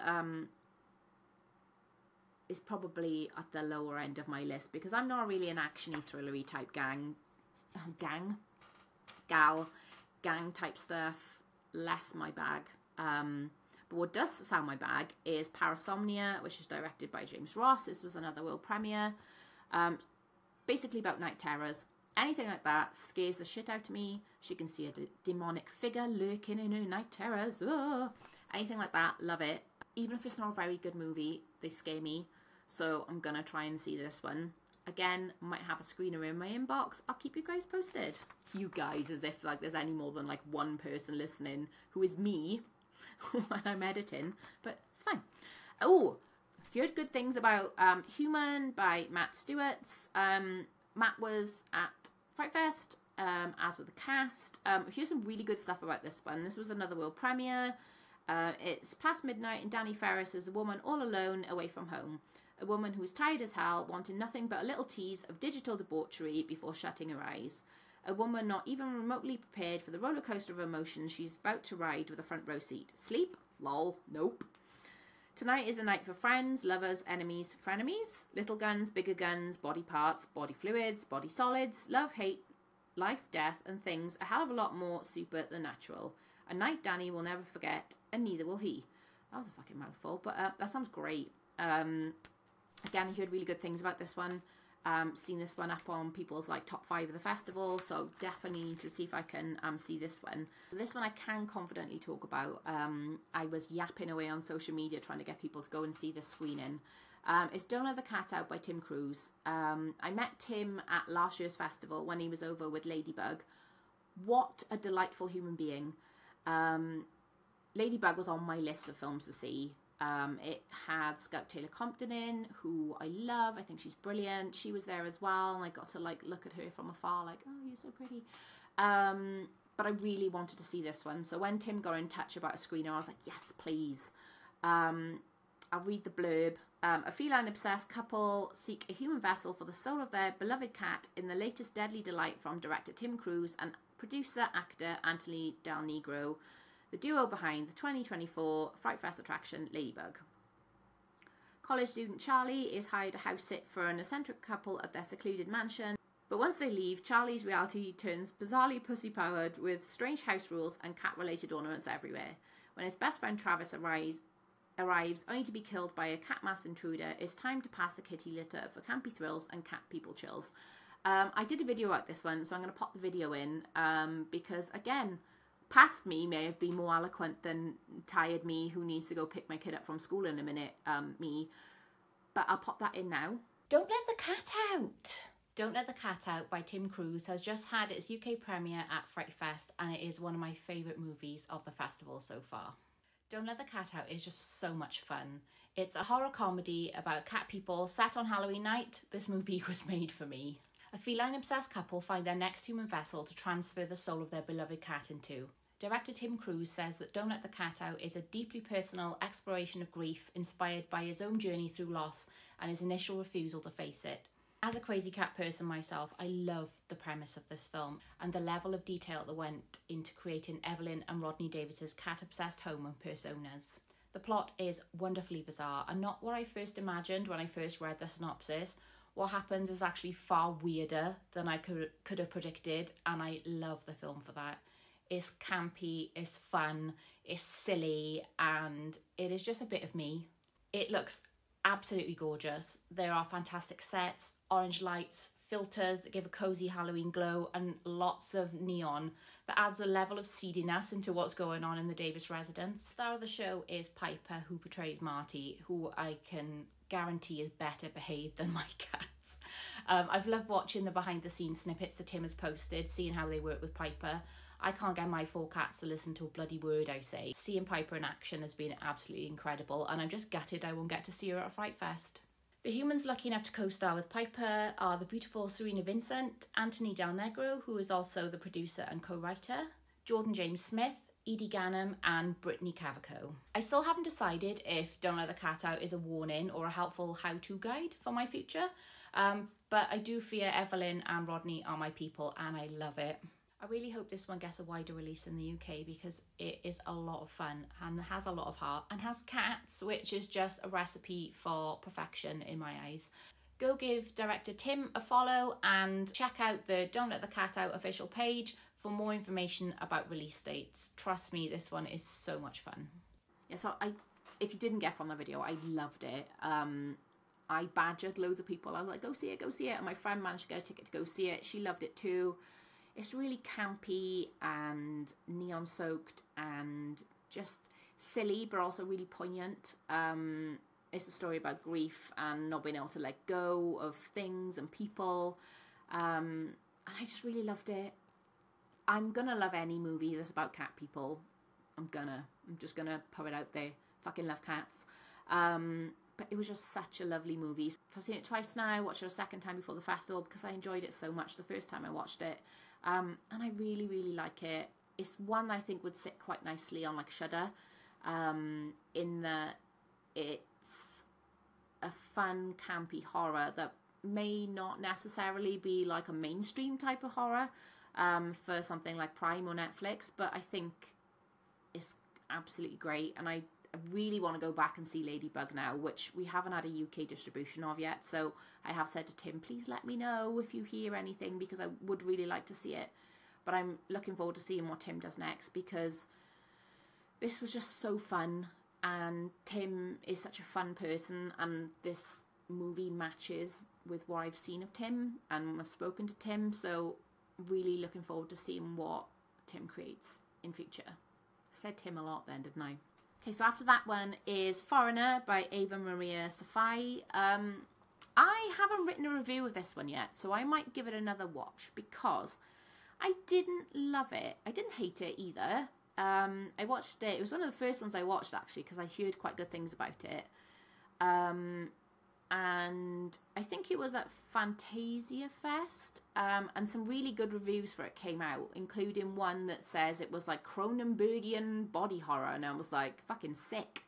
I like the idea of this story. I like the body horror. Let's go. And I don't feel like it delivered that, so I would like to watch it again with like an understanding of how the story pans out already in mind, so that I'm not going in expecting Cronenbergian body horror again.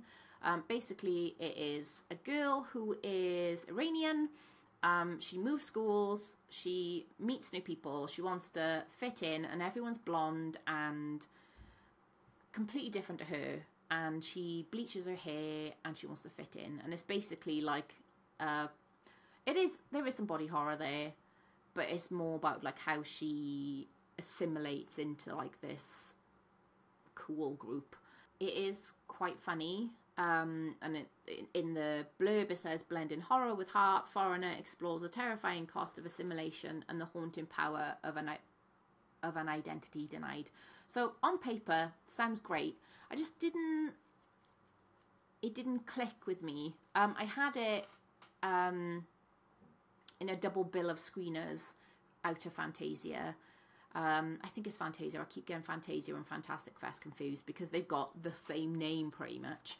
But there were two movies that I had. It was Foreigner and another one called Lucid, which didn't show at FrightFest. It was just at Fantasia/Fantastic Fest. I think it was Fantasia. But it was really, really good. In the interest of sharing really good films with you, I'll put that video in anyway, because I really enjoyed Lucid.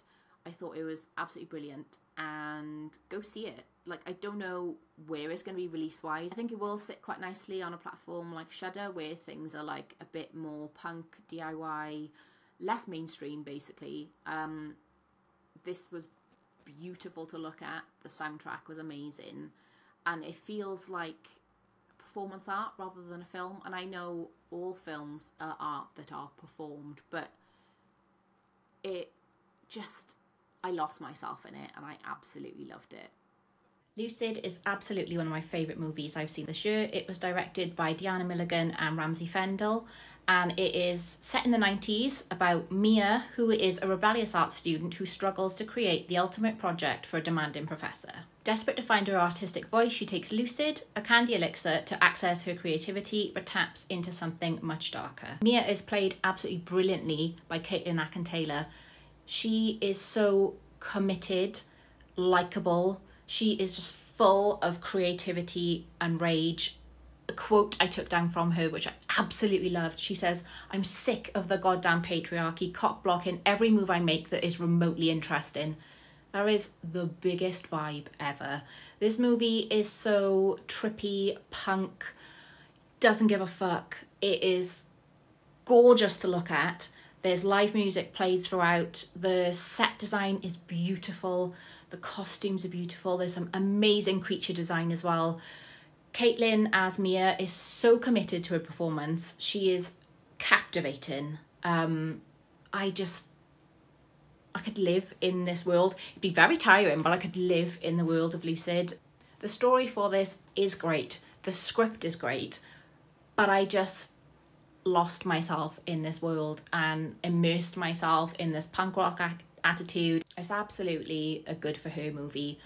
I was rooting for Mia throughout the film. I was just absolutely engrossed and captivated in the world that Mia had created for herself. Her home was just incredible to look at. Her artwork was interesting. I really loved Mia, and I didn't feel like Caitlin was playing a role. It felt like Mia was a real person, and I just really, really enjoyed it. There's quite a lot of weird shit in this film, and I just enjoyed sitting back and just letting it wash over me like I'd taken Lucid myself, and I was just in this absolute crazy world of Mia and art school. I don't want to say too much because I don't want to like spoil certain things that happen, but there's some really cool creature design. I'll keep my eyes peeled for a release date for this, because this is one I really want to watch again. I would love to own this one on Blu-ray. If there's special features for this film, I will be so excited. I want to see costume design. I want to see set design. I want to see how this film was edited. It's an absolute trip and I loved it. Hello, I am back from picking up the sprog. So I'm going to pick up where I left off. Next on the disco screen for the Friday is In a Cold Vein, directed by Eric Owen. Again, I don't know an awful lot about this one, but I do think I have got a screener waiting, so I will get this one watched probably this weekend, so I'll keep you posted. And then the last one that night then was Portal to Hell by Woody Bess. I didn't hear much about this one either, so I think some of these movies sort of were victim, I guess, of being scheduled at the same time as something on the main screen, so didn't really hear many people talking about this one. So not to say it's not good, I just didn't hear anyone go and see it. So by the look of it, this was probably on the same time as Toxie, so it probably didn't get an awful lot of people going. But I just noticed some stuff that sounds good. Debt collector Dan's life is suddenly turned upside down when a portal to hell opens in his local laundromat. Out comes a demon who offers him a deal to find 3 souls to save his neighbour Mr. Bobshank from being dragged to hell for an unpaid debt. At first he refuses, but when one of his debtors follows him to the laundromat, the line between right and wrong begins to blur, forcing Dan to make a choice that could cost him his own soul. Demons, dilemmas, and a descent into madness combined in an offbeat horror comedy oozing style. The word oozing and offbeat sold. Done. That sounds great. So definitely going to keep an eye out for that one. So the Saturday morning, there's loads of shorts at FrightFest. I need to go through the list of shorts and ask about screeners, because I love shorts. I really want to see shorts. But they don't include them as part of the screening process. So when they go out to press with all the information, they don't give all of the accredited press. I don't know if it's accredited press, but they don't give the press list to the shorts people, and then they don't give the shorts people to the press. So some films, like feature films, the directors, the PR companies, wherever, reached out directly because they had my details off the media list.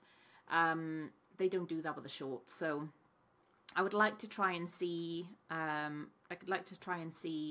Some of these shorts, so I will be sort of putting the feelers out there to see what there is. So this one had Needle Teeth, The Man That I Wave At, My Best Friends, Blood Buzz, No One's Come to Rescue You, Gilda, Inebriated, and You Look So Beautiful. So I will be trying to see all of those. The photos for the short film showcases were fun because unfortunately there wasn't enough time to give every single short media wall time, just because it was like back-to-back films all weekend.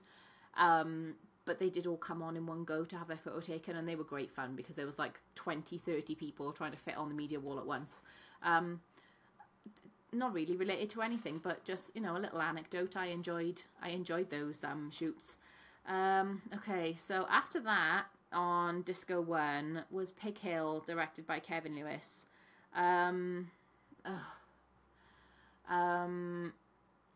Again, let's read my slightly more diplomatic and written down with my brain, my slightly more eloquent and probably diplomatic thing. Oh no. So what I'm just seeing is I purposely didn't tag anyone involved in this film in this post, because I wanted to pour out the review, but I didn't want anyone from the film to see it. And 1,344 people have seen it. Compared to other films where I have tagged the creators in it, that is a lot more. And not because I want the traffic on or anything. I just feel a bit bad. If I really like a film, I want people to see it so that they can go, oh cool, that sounds awesome, I want to go see it. But the one where I'm like, it wasn't very good, I didn't like it, It's had more views than the other ones. Oh well. So for this I wrote, what I love about film festivals is that you get to take a chance on movies you might not normally get to see. You're not going to love everything, but it's all about supporting the genre. I didn't love this one, sadly, but you might. Pig Hill follows Carrie, a woman haunted by a series of unexplained disappearances. As she investigates, she becomes entangled in the local lore of the pig people, uncovering a terrifying truth hidden in generations of myth. It's a silly premise and does start off pretty fun. It looks great and the scenes in black and red are gorgeous. There are decent practical special effects, hurrah! But scenes of sexual assault after they had only been alluded to previously spoiled it for me. What should have been a really fun movie ends up taking itself far too seriously and loses the energy it started with. As with all movies, art is subjective and you may love it. I'd never say not to say a movie because it wasn't my cup of tea. Pig Hill is directed by Kevin Lewis, who also directed Willy's Wonderland, and then some stuff like the Willy State. So, yeah, typical. That one picked up more views when I didn't necessarily want to be like, go see this film! I want the ones that I really like to have more views so that more people go and watch them. Stupid Instagram. Yeah, I just didn't. It just tried too hard. Rainey Qualley is in it, who is apparently Margaret Qualley's sister. Didn't know she had a sister. Didn't know she had a sister actor. Sister actor? Who knows? But it started off okay. I was enjoying it. I knew there was sexual assault going on. I knew the pig people were assaulting women. There were weird, messed up pig baby sort of things talked about. Fine. But then they showed it and I didn't need that. There was just no need. And for me, then that is the point of they could have very easily told that story without showing anything. It goes from a story point to titillation, and it just becomes edgelordy at that point when you've got a pig man sexually assaulting a woman. Like, there's no need for it. I can deal with like sexual assault in movies as long as it's not done gratuitously. And while I wouldn't say this was gratuitous, it just didn't need to be there. You just tell us that the sexual assault is happening. And it just, from that point, just quickly like put a bad taste in my mouth. What I was enjoying about it before, like, it looks great. There's some really nice shots with like black and red color palettes. It looks cool. The idea of the pig people is cool, but then when you need to show a pig guy raping a woman, you just go from like, okay, this is silly, I'm having fun with it, to like, ugh, grow up. So that's just my opinion. I'm being a bit more spicy about it here than I was on Instagram, but it just didn't do anything for me. And again, everyone likes different stuff. Some people might have thought it was like a camp good time, but it was just meh. Again, don't like to be negative, but I had nothing to take away from that movie other than like, started off alright, looks cool, and special effects, but yeah. I wouldn't run to see that one, but that's just me. And hopefully you respect my opinion a little bit if you're listening, or you just enjoy the chaos. But watch it, don't watch it, but I didn't like it. Next up is The Caretaker by Luke Tedder. This was another world premiere, and in the First Blood strand. It's a UK made film. I'm pretty sure the First Blood strand is all first time directors, so I'll definitely be checking that one out. It's a character driven horror thriller set at Lockbridge Academy, an isolated school. Sounds great. The next one is The Haunting at Jack the Ripper's house. This is one I sort of, in all honesty, avoided like the plague. For probably a really childish reason, but they used AI for their poster. I'm staunchly against AI when it comes to creative endeavours. Here comes another TED Talk. I think there's plenty of places where AI can be used to make people's lives easier. It can help make things more accessible for people. It can you know, there's all sorts of things that AI can do. Me talking to the little robot speaker in my kitchen and asking what the time is, or to set a timer, or what the weather's going to be like. That helps me in my life, because I know if I have to stop what I'm doing, like if I'm cooking or putting stuff in the washing machine, and I've got to walk off and find my phone and look for that myself, I will forget, and my washing machine will be my washing will be left in the washing machine for like 3 days wet. My cooking will burn, and then I won't eat anything that day. So like, I know that's a very like basic use of AI, but that helps me and frees up my brain to do other stuff. And I think if you've got AI to do things, like my washing machine has got AI. I didn't buy it, it was bought for me, but it weighs the washing, and it only washes as long as it needs to. So it goes, this is the heavy load, I'll put it on for longer. This is a light load. Like, stuff like that, great. It frees me up to do other things, which should be, like, not everyone needs to do creative stuff, but you know what I mean? Like, if I'm not spending time worrying about other stuff, I can spend time doing podcasty stuff. I can sit and make a little video, you know. And same for artists. Like, use AI to do the boring shit that you have to do every day, like your washing and trying to plan when to put the washing on the line with the weather, and then use that time that you free up to do things. And not everybody, like, I fucking hate, like, I asked ChatGPT, like, it pisses me off so much. Like, when people are like, oh, I asked ChatGPT to make this into this. I have used AI for these things before without realising any better, of like the environmental impact, the societal impact, the impact on artists, and I don't do that anymore. You know, just little things like when people would do like it'd be like a trend to like turn yourself into a pop figure. Cute, brilliant, did that. Didn't think anything of it. But now I know better. I don't use AI for stuff. If it's something that I could only get an artist to do and I can't afford to do it, I won't do it. And I know not everybody thinks that same way, and I don't know whether that's a bit of like justice sensitivity like creeping in, because I always think about like how fair things are in other people. But if I can't afford an artist to do a job for me, I won't do it.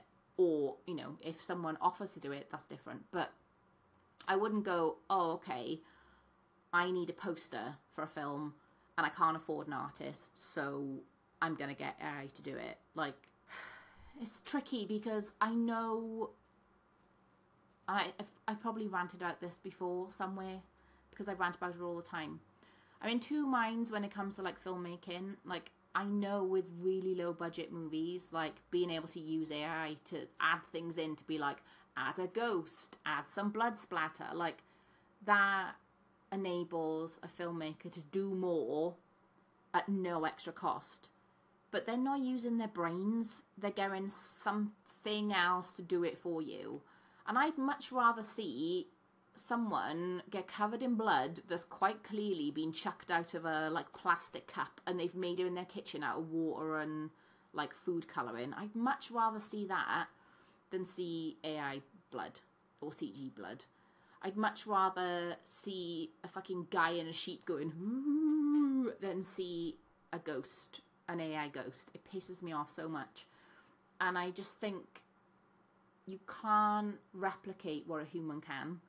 And I'm probably being self-righteous as fuck, like ranting about this, but I just think there's so many people out there.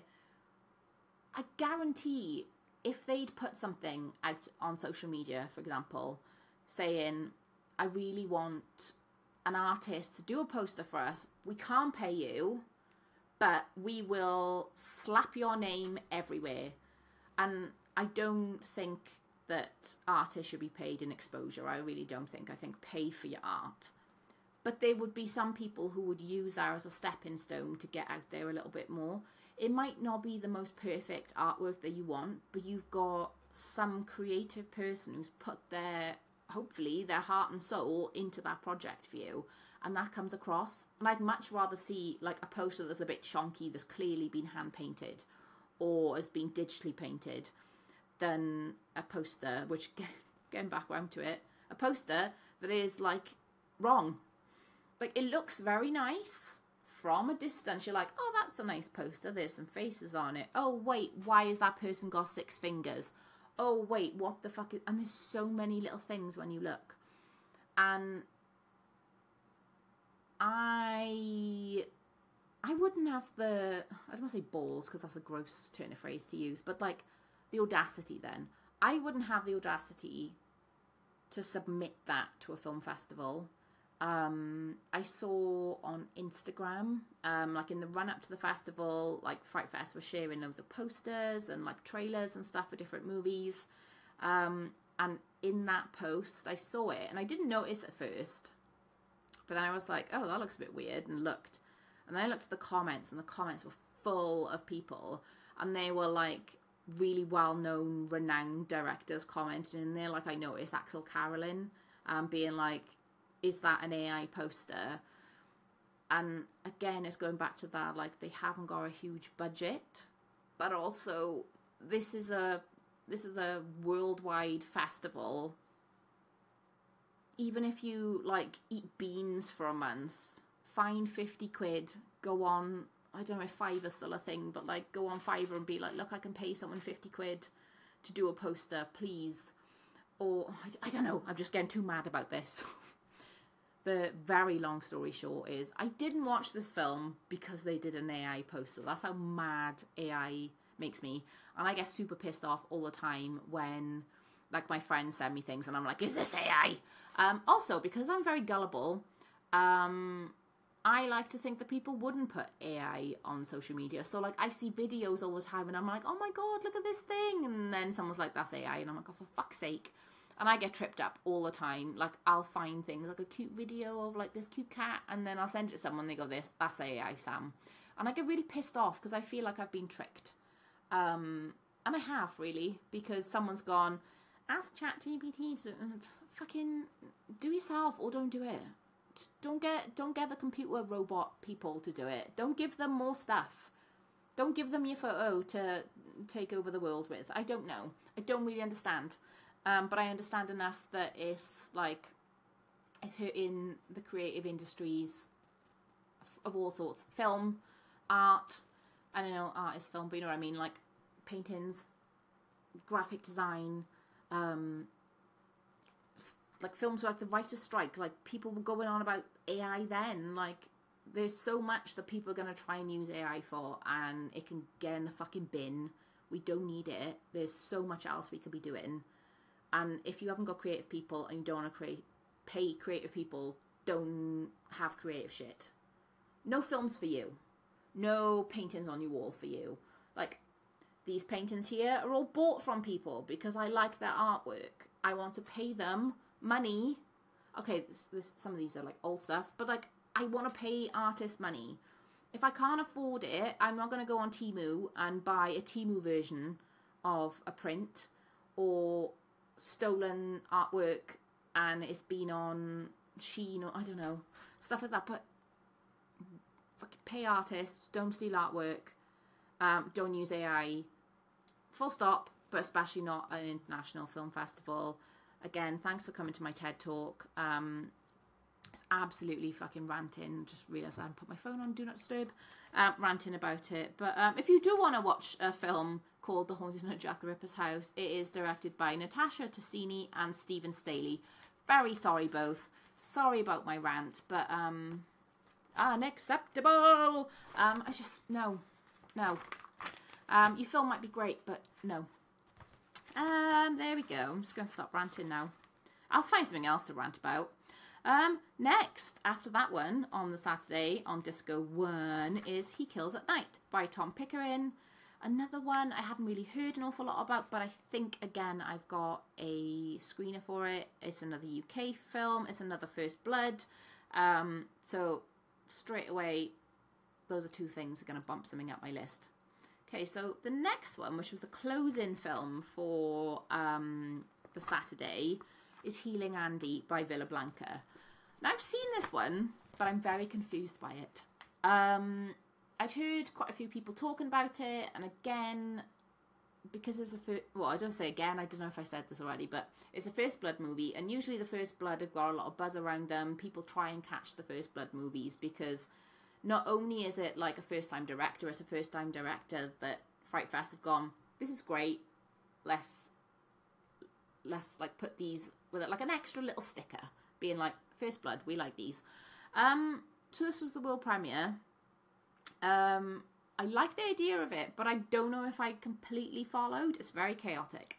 The premise is, when Andy gets left at the altar, his best friends turn his Italian honeymoon into a boys' trip. But as their getaway spirals into a nightmare, they soon realise some things aren't meant to be filmed. In an era when online personas have become carefully curated performances, an exploration of the stark contrast between what influencers present to their audiences and the stark reality behind the scenes exposes the underlying ethical void. Blending sharp social critique with bold genre storytelling, a horror comedy found footage film entirely shot on an iPhone. In theory, love that. In reality, I got a bit confused. I started watching it, really enjoyed it. I like found footage. I like found footage when it's done via medium of like blogs and video calls and stuff. So there's quite a lot of, one of the guys, so there's a gang of guys, Andy gets left at the altar. They're like, let's turn your honeymoon into a boys' trip. They go away. And they keep going about healing Andy. They're going to fix Andy. And one of the boys is an influencer. So he's like, we're going to blog this, we're going to live stream this, we're going to like show all sorts of stuff. And it is really cringe. As somebody who does like content creation, I hate saying that, but I feel like a wanker, but I don't know what else to call it. I always feel completely called out by these things. And I'm like, am I that awful? Am I that annoying? Quite possibly, yes. So I like anything like that. So I was following to a point, and then I got real tired, and I was like, oh, this is chaotic, this is mad, you know, very lads on holiday. Went to bed, picked it up the next day, got to the end, and it finished, and I was like, oh shit, and I must have like completely spaced out, and that's my issue, not the film's issue. But I was like, right, okay, I'm gonna go back to the point that I remember before I went to bed and watch it again. And the same thing happened again. I zoned out again. So I don't entirely know what happened in the last like half hour or so. I've seen really good reviews, so I don't know whether my brain is feeling too attacked by the whole influencer stuff and my brain turns off, or whether I'm like too many cis straight guys. Protect your brain, turn it off. I don't know what it is, but I haven't been able to like fully concentrate on the ending. But I've heard really good reviews. They were really fun on the media wall because they all came in their like outfits that they wore in the film, and they were all like in character, I guess. And I've heard loads of people absolutely love it. So I do need to watch it again. I think this is another one that's going to end up on Shudder or something. So I will give it another watch. It's not that I didn't like it, I just kept zoning out and not really following. Oh, I've just noticed my glasses match my hoodie. Excellent, I love that for me. Yeah, I kept zoning out. I didn't know what was going on. I can imagine it screening really well though, with a FrightFest crowd that would have enjoyed the like silliness of it, and the like, haha, let's make fun of influencers, aren't they terrible? Like, I feel like everybody would have really enjoyed that. And I can imagine I probably would have been more engaged, because when I'm at home and I get sleepy so easy because I'm comfy on my sofa, I'm more easily distracted, I think. When I'm in the cinema and there's nothing else going on other than other people laughing at the same times, gasping at the same times, I would have been more engaged. So I wish I had seen this one at screening, but I couldn't make it. So never mind. But I will give it another go, because I think the idea of it is really, really great. I just need to like get my brain in gear and actually focus, which is a challenge for me. So the Sunday, there was another short film showcase. This one had The Leopard, I don't know if I said that right, Witch, Click, Thorns, Cruise, The Cook, Pimple, which I have a postcard of. Pimple looks fun. There's like a little pimply creature guy. It looks brilliant. It Loves Me So, praying mantis and hammer. Again, gonna go look into these a little bit more, see what I can get hold of, and if I can get some screeners for them, I'd really like to be able to share my thoughts on all the shorts, because shorts need to be appreciated just as much as features do, because the art of getting a really good story in a really short space of time is tough, I think. I'm not a writer, I'm not a filmmaker, but I feel like it'd be really difficult to get that good story into a small space, rather than when you've got like an hour and a half to tell your story. One thing I really wanted to see on the Disco 1 screen on the Sunday was Sane Inside Insanity, the phenomenon of Rocky Horror. Again, I knew I wasn't going to be able to see that because I was on shift, but I think I might have a screener in my inbox, so I'll have a look. It was directed by Andreas Zur and stars Barry Bostwick, Patricia Quinn, Nell Campbell, Jim Sharman, and many more. It's a documentary about the enduring love of Rocky Horror. There's actually another documentary about Rocky Horror coming out around the same time, like now-ish. I think I've got a screener for that as well. So I think it's the 50th. Oh god, that's horrifying. Yeah, it is. The 50th anniversary. So there's going to be loads of Rocky Horror stuff out, which I'm here for. I had Rocky Horror on VHS when I was about 12. I used to watch it all the time. Hilarious to think that my mum allowed me to watch that, but still. But I really want to see this. Apparently, Patricia Quinn was there for the screening, but she didn't come to the media wall, and I was gutted because I've seen her at a convention before, and she's bonkers in the best possible way. She's just brilliant, and Sofu was on the media wall with me doing all the social media, is the biggest Rocky Horror fan, and I really wanted her to meet Patricia, but she just didn't come. She was busy elsewhere, so it happens. I've got a little story about that to share as well in a minute, but yeah, she didn't come, which is a shame, but I'm definitely going to try and see that as the other one. I've forgotten the name off the top of my head, but I'm sure it'll pop up in a review somewhere soon, whether on here or on my socials, because I'm really excited about it. The next one is Super Happy Fun Clown, which was a UK premiere directed by Patrick Ray, or Rhea. I really wanted to see this one. When I saw the list of film names, I saw this one and went, clown, yes, clown. Me love clown, me see clown film. That's like my brain level. So this was one of the first ones. When I had the list of films, I reached out to the director and was like, please, can I see this one? And I have chosen diplomatically not to review this one, but as you're here, and you know, we're all friends, I'm going to talk about it here. It was awful. It was so bad. I was so disappointed.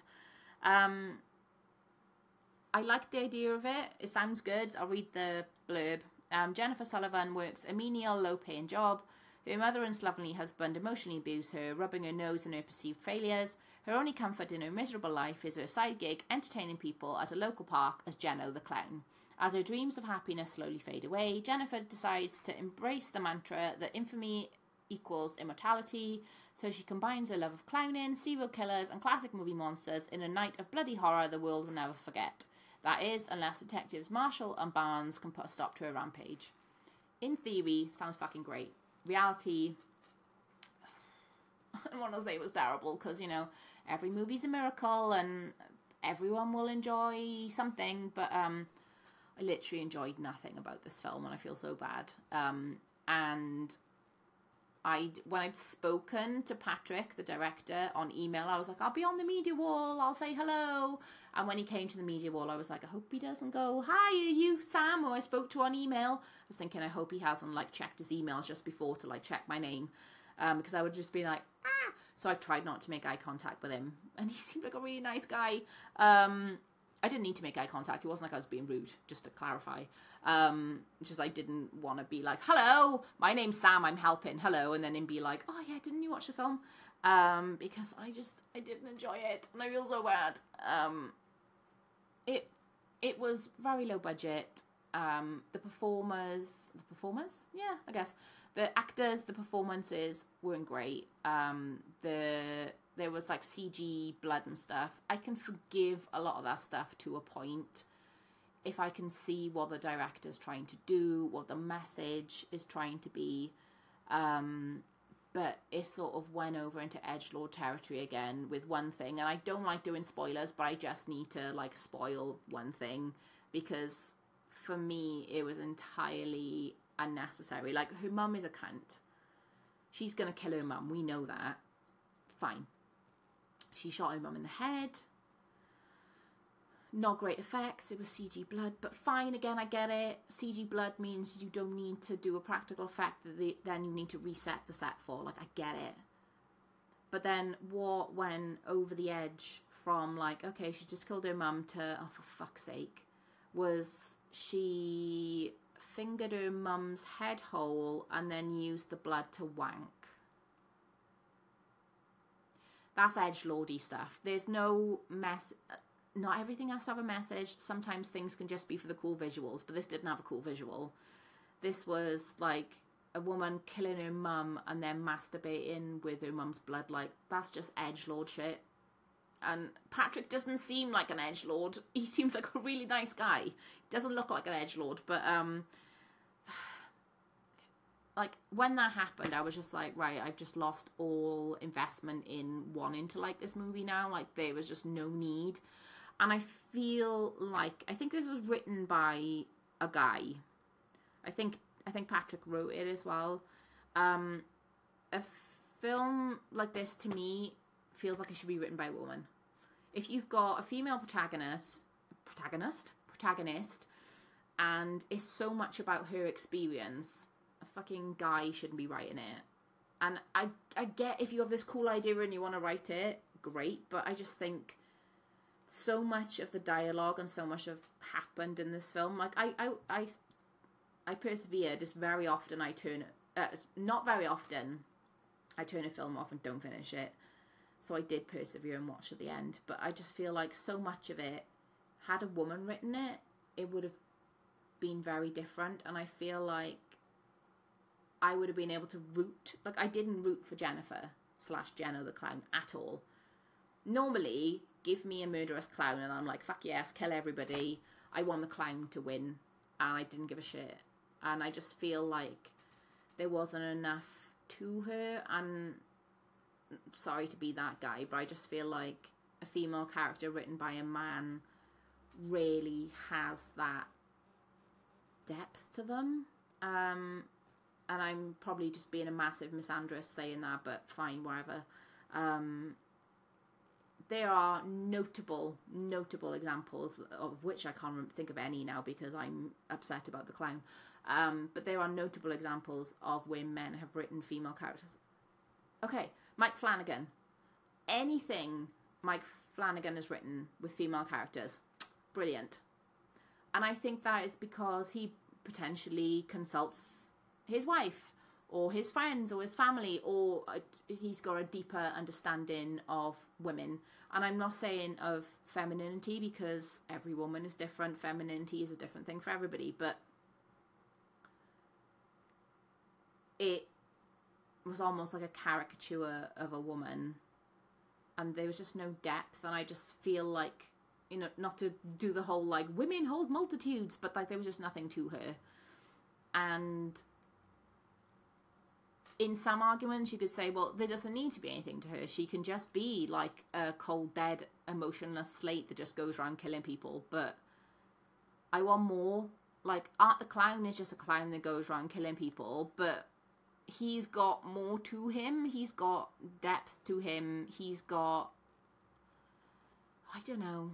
I heard someone saying that basically they wanted to do a girl Art the Clown, and this was their attempt. And good on them for trying. And I don't want to sound patronising saying that. Like, good on them for trying. I've never fucking made a film. I've never even sat down and even thought about what I would do if I made a film. But it just wasn't good. And again, it's like, I think I can see what they were trying to do, and it just wasn't executed very well. But I couldn't even see what they were trying to do with it, really. So it is disappointing when films get into a big festival and I can't really pick any redeeming features out of it. Like, oh, well, they did what they could with the budget, and they did a brilliant job of this. Like, I haven't seen Colin, that I mentioned earlier, like the £50 zombie film, but people fucking love that.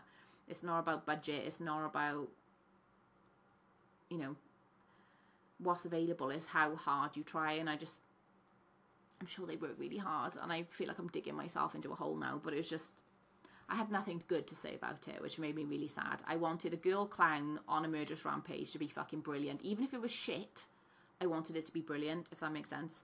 But it was just shit. And I'm sure Patrick will never hear this, and I feel bad saying it, but I just want a good clown. Give me a good clown. Maybe that's where I make my film. I make a good girl clown. Stay tuned. It's never gonna happen, so you'll probably die waiting for it, but you know, stay tuned. Okay, next. Positivity radiating out of me for this one. I was really excited when I saw that there was a documentary about Graham Humphreys going to be at the festival. I was so excited. It's called Capture Souls in Conversation with Graham Humphreys. I was so excited. This was, again, one of the first ones I reached out. I contacted the director, Chris Collier, who I didn't realise at the time, but he's done a lot of work with FrightFest, so everybody there knows him. And he's directed some other stuff before that I haven't had a chance to see. Like, there's a FrightFest documentary, which after this, definitely going to be checking out, because at this point I'm like a FrightFest nerd. But I reached out to Chris and was like, I'd love a screener. I'm on shift when it's showing, so unfortunately I'm not going to be able to see it, but I would love to see it. And he said, oh, it's not going to be the same on your telly at home or on your laptop. You need to see it on the big screen. And I thought, that's a bit of a like cocky thing to say, because I know every filmmaker would love you to see their film on the big screen, and I would rather see stuff on the big screen, but needs must, when you are reviewing as press and as remote press, you've got to take what you can get. And he was like, I'll have a word with the lads. I know all the lads. I'll sort it out. And I was like, no, don't do that. Like, I'm volunteering. I've said I'm going to volunteer. That's fine. If I can have a screener, that'll be great. And he was like, oh, I'll talk to them. And I was like, no, it's fine. I'll catch it after the festival. Because I didn't want to, like, shirk my responsibilities as a volunteer. I've signed up to volunteer. I love volunteering for FrightFest. It's fine. As much as I love Graham, it's fine. And then he came up and spoke to Julie, who I was with on the media wall, and he was like, oh, is this Sam? She was like, yeah, why? And I was like, oh God, who's this now? And it was Chris, and he came over and said hello. And he'd already had a word with Julie and said, can Sam finish early? And I was like, no, don't do that. I was mortified. And I said to Julie, I said, oh, look, we had this email exchange, but I didn't want to not finish my shift. I didn't want to like sack it off. Like I very clearly said no. And she was like, no, it's fine. Like, he wants you to see it for a reason on the big screen. And I was like, okay. So I didn't know what that reason was. And then just before, I think I caught him again, and he told me why. And I did sort of like nudge him a little bit, because we got on great. We were chatting, and I was saying about like, oh yeah, you know, it's that good, is it? We got to see it on the big screen. And he told me why, because he was telling Julie as well. And I was like, holy shit.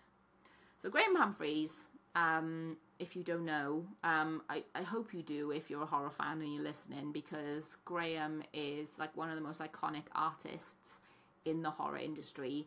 I have two paintings just above me. You can't see them, but maybe I'll put like pictures of them in so you can see. I have two paintings here. I have another one that I haven't framed yet, and then I've got t-shirts with his stuff on. I've got books with his stuff on. I've got loads of stuff that has Graham's art, because Graham has been a prolific artist in the genre since the 80s. And I've only really been aware of him the last 5 or so years as a name. but I recognise his art style. And then it's one of those things now that as soon as I've made those connections, I've seen posters and things have gone, oh, that's a Graham Humphreys, and that's a Graham Humphreys. And he's probably most well known for the Evil Dead poster, which is what, 81, 82? It's one of his first like big posters he did, and the reason Chris wanted me to see it on the big screen was because they've taken a 4K scan of the original poster, which Graham said is about like yay big. I think it's like A3 size, and they blew it up on the big screen, so it was massive. So you got to appreciate, it was on the disco screen, so it wasn't like the giant screen, but it was still on a big screen. And you could see it, and it was glorious and beautiful, and everyone was like, ooh. But then they zoom in, and that's me zooming in like I'm on a phone. Again, listening on the podcast, visual medium, obviously. If you're watching, though, you're welcome of me doing my little woo things. But yeah, they zoom in, and you can see all of the little marks and all of the texture, and just appreciate how beautiful it was. And I did want to cry a little bit because it's such an iconic poster. And I didn't know when I first discovered Graham's work that like the Evil Dead poster was Graham's. And then as I learned more about his artwork, I can see that now. So when I saw Chris afterwards, I was like, well done, that was amazing. Okay, yeah, I can understand why you wanted me to see it on the big screen. And a couple of other people had said like, oh, I really want to see it, but he's not keen on sending out screeners. And so I said to them, I was like, do you want to know the reason why? And they were like, yeah, okay. And I told them, and they were like, oh, fuck, okay, yeah, fine, fair. So again, I did a little write-up of it. It was incredible. So Chris Collier was the director, and there were loads and loads of notable contributors. I've got the poster in front of me. So it was Peter Fuller, Jane Giles, Alan Jones from FrightFest, Roz Kidd, Hamish McAlpine, Mark Morris, Andy Nyman, one of my faves, Jasper Sharp, Risha Smith, Francesco Simoni, Madeline Smith, and Kathy Unsworth. So there were loads of notable people from the horror industry, from the punk scene, all sorts of people who've worked with him over the years. If you are familiar with FrightFest but not that familiar with Graham, Graham does all the posters and a lot of the artwork for FrightFest. So again, that was like stuff that I'd seen that hadn't, when I started going to FrightFest, and I think that's probably where I met Graham for the first time actually. I started like linking all these things, and I was like, oh, okay. So what I wrote before I start getting too excited was, Captured Souls, in conversation with Graham Humphreys, is an amazing new documentary from Chris Collier. I was incredibly lucky to get a seat at the sold-out world premiere at FrightFest to see this brilliantly beautiful film. I'm a fan of Graham's artwork, his work as a home on my walls, my Blu-ray shelves, bookshelves, and my wardrobe, so this was up there on my must-see list for the festival. I love documentaries, and this truly was a conversation with Graham. Rather than traditional talking heads, the contributors sit across from Graham and share stories about working with him, how they discovered his work, and the impact his work has had on the genre. I knew Graham had been an important figure in the horror world for decades, but I hadn't realised just how prolific an artist he is and how involved he was in the punk scene. It was fascinating hearing Graham's life story, and he's incredibly humble for someone so talented. Fittingly, the documentary is beautifully shot and edited, and the backdrop of Graham's home is wonderful, with so many trinkets and treasures to be spotted in every shot. One of the highlights of the documentary was getting to see some of his most iconic posters on the big screen, including a 4K scan of the original The Evil Dead poster. We got treated to some really tight zooms of the artwork where we could all appreciate every single mark made and the fine detail that you never get to see. The original painting was around A3 size, so to see it on a massive screen was just magical. Even if Graham said that the poster wasn't really his best work, which is mad.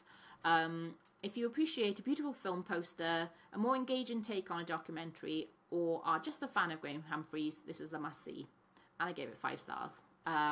It's rare I pull star ratings out because I find them scary and overwhelming, but it was incredible. I know I just read that and I'm going to repeat a lot of it, but it was a conversation. It wasn't just like someone sat there going, Graham Humphreys is really good at painting, he does good stuff.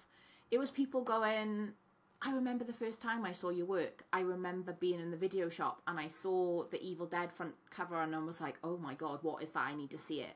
And then I watched another film and went, oh, that's the same artist. And just hearing these stories from people was brilliant. And as you saw by my excited little face, YouTube viewers, two of my faves were in it, Reece Shearsmith and Andy Nyman. I am a huge Andy Nyman fan because I absolutely fucking love ghost stories. And again, as my like appreciation of Graham and his artwork has like gone on, I've picked things up. Like, I went to see Ghost Stories in 2010. I have an original program from 2010 with the most gorgeous artwork on the front of Andy Nyman and Jeremy Dyson. I didn't realise until a couple of years ago that that's Graham's artwork.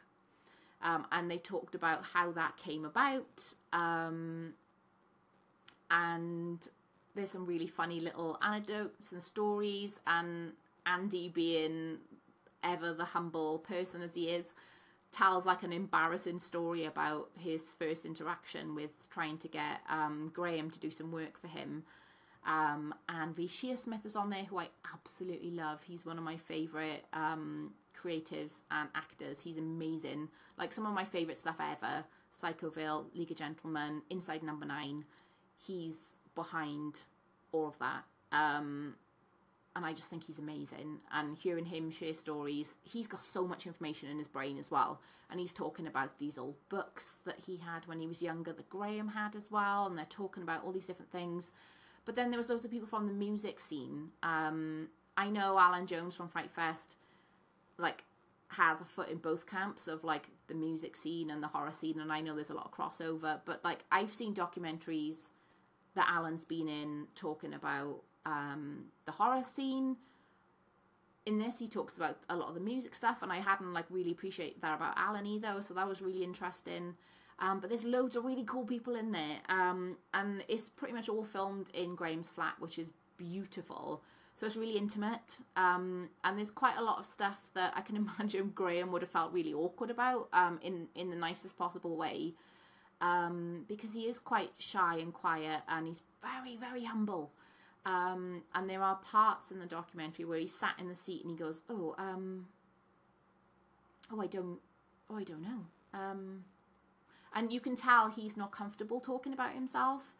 And I really like that the documentary left that in, so that it's not him going, oh, and I did this and I did that. You know, he's struggling to talk about himself and his accomplishments, and that just endeared me to him more. You know, the last 3-4 years at FrightFest, I've always had a little chance to say hello and just chat with him, because he's a really, really nice guy. And I didn't realise until this documentary, he's from Bristol, so he's from like an hour away from me. I've noticed his accent before, but I've never twigged where it was from and that he was from, you know, so close to me. And I've seen him at other conventions when I've bought artwork and things from him, and he's just always so lovely and so humble. So to see him so, like, awkwardly talk about his, like, accomplishments was just, bless him, it was so sweet. I can't imagine being that talented, and just watching the way he works. Like, throughout the film, he's doing a painting of various iterations of Vincent Price. And so we keep spending time watching him, like, painting and doing all these different things, and it's fascinating to watch how he does it. But then all of that's intercut with bits of his life story, these conversations with different people, and I just loved it. I don't know where it's going to go. I, again, would love it to go on Shudder or something so more people can see it. I don't know whether it's going to be something that ends up on, you know, crowdfunding, Indiegogo to get like a DVD release. I hope it gets a DVD release. How old am I? DVD, Blu-ray, 4K, wherever. Like, now they've got that 4K scan, being able to like watch in 4K at home as well, to see that poster would be amazing. Like, it's not going to be the same as watching it on a big screen, but for people who couldn't be there for that screening, for that world premiere, being able to like watch at home and see, there's a couple of the posters that are in really nice scans, but like the Evil Dead poster, the iconic one, the one that everyone went, oh, and sort of like couldn't believe. And it was just such a lovely screening as well. Like I said, it was sold out. I had one of like Chris's tickets that he had, like a couple of tickets put aside for his friends, and he kept me one, which is just so lovely because I just resigned myself to not getting to see it.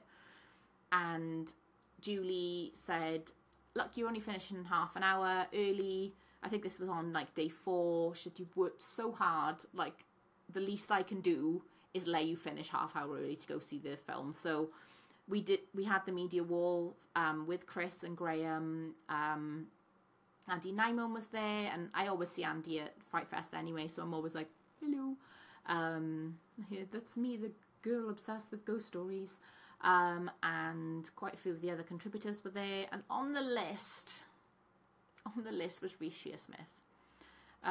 When I saw that he was a contributor for the film, I was like, oh my god, what if he is on the media wall? What if he's there? And I know he's super busy. I know they're like touring the stage show and he's always working on stuff, but I was like, what if he's there? And then there was a list of like who was in attendance, got put on Facebook. So I kept checking back. I don't use Facebook, but I'm in the Facebook group, so if I want to go lurk, I can. And there was a list, and he was on the thing, and I was like, oh my god. And I've met him before, but I have a Reece Shearsmith character tattooed on my leg. I have Mr. Jelly tattooed. He is one of my favourite clowns. He is one of my favourite characters. And when I met Reece before, I was very like gushy and embarrassed, and I was like, I have a tattoo of Mr. Jelly, and he was like, okay. So I thought, well, this is an opportunity for me to redeem myself and not talk to him, but just stand there and be normal. Just be like, he won't remember me, but I'll know that the second time I was in his presence, I could just be normal. So we were expecting him to be there, and then he just wasn't there, and so we didn't realise until everybody got on the wall that he wasn't there, and I was like, oh no. But it was probably for the best, because I would have really struggled to not shout Mr. Jelly things at him. Like, oh, Mr. Jolly, blah, blah, blah, or red roll stamp, or his eyes swelled up like a red egg. Just these things that are in my brain all the time. So it's probably for the best that he wasn't there. I wouldn't be weird and like screeched at him or anything, but I probably would have looked like an absolute lunatic standing there with my clipboard being like, be normal, be normal, be normal, be normal. It's hard to be normal when you've got a brain like me. Yes. Anyway, next one. Otherwise I'll go on about that. But this is one that I'm going to be keeping an eye out for to watch again. I'm going to be recommending the crap out of it to everybody. So as soon as it's streaming somewhere or available for purchase, I will mention on the podcast, on socials, everywhere, going, please watch it. Here you go. Sticking it in people's faces, going, watch it. It's so good. And I'm sure people won't need much encouragement because Graham is the GOAT. He's amazing. But if people don't know it exists, I can help tell people it exists. Because what am I if not a little magpie or a little penguin going, I found a shiny thing, I'm pebbling and giving things to you. That's what I like to do. Anyway, I'm getting too excited again, and I need to like stop recording for a bit because I'm getting excited. But another film I really liked. See, we've had a couple of films that I've got excited about because I hated them or I loved them. And one that I really loved, Death Cycle, directed by Gabriel Carrera. This is one I really wanted to see. I saw the name and I went, oh, that sounds cool. Very simple name, but sounds cool. And then I saw a poster and it was written in like death metal font or black metal. I never know what's which out of death and black. I'm not a connoisseur. I like both. Couldn't tell you which one's which. But like little, looks like a pile of sticks right in. It said Death Cycle, and I was like, ooh. And then I read a bit more about the film, and it said like Jallo inspired, and I was like, fuck yes, sign me up. And this was the one that I mentioned was on at the same time as Redux. So I was like, well, there's less chance of being able to see this one. Like, I really hope it gets picked up. I think it's great, and I think it could do really well on something like Shudder. It'd be a perfect place for it.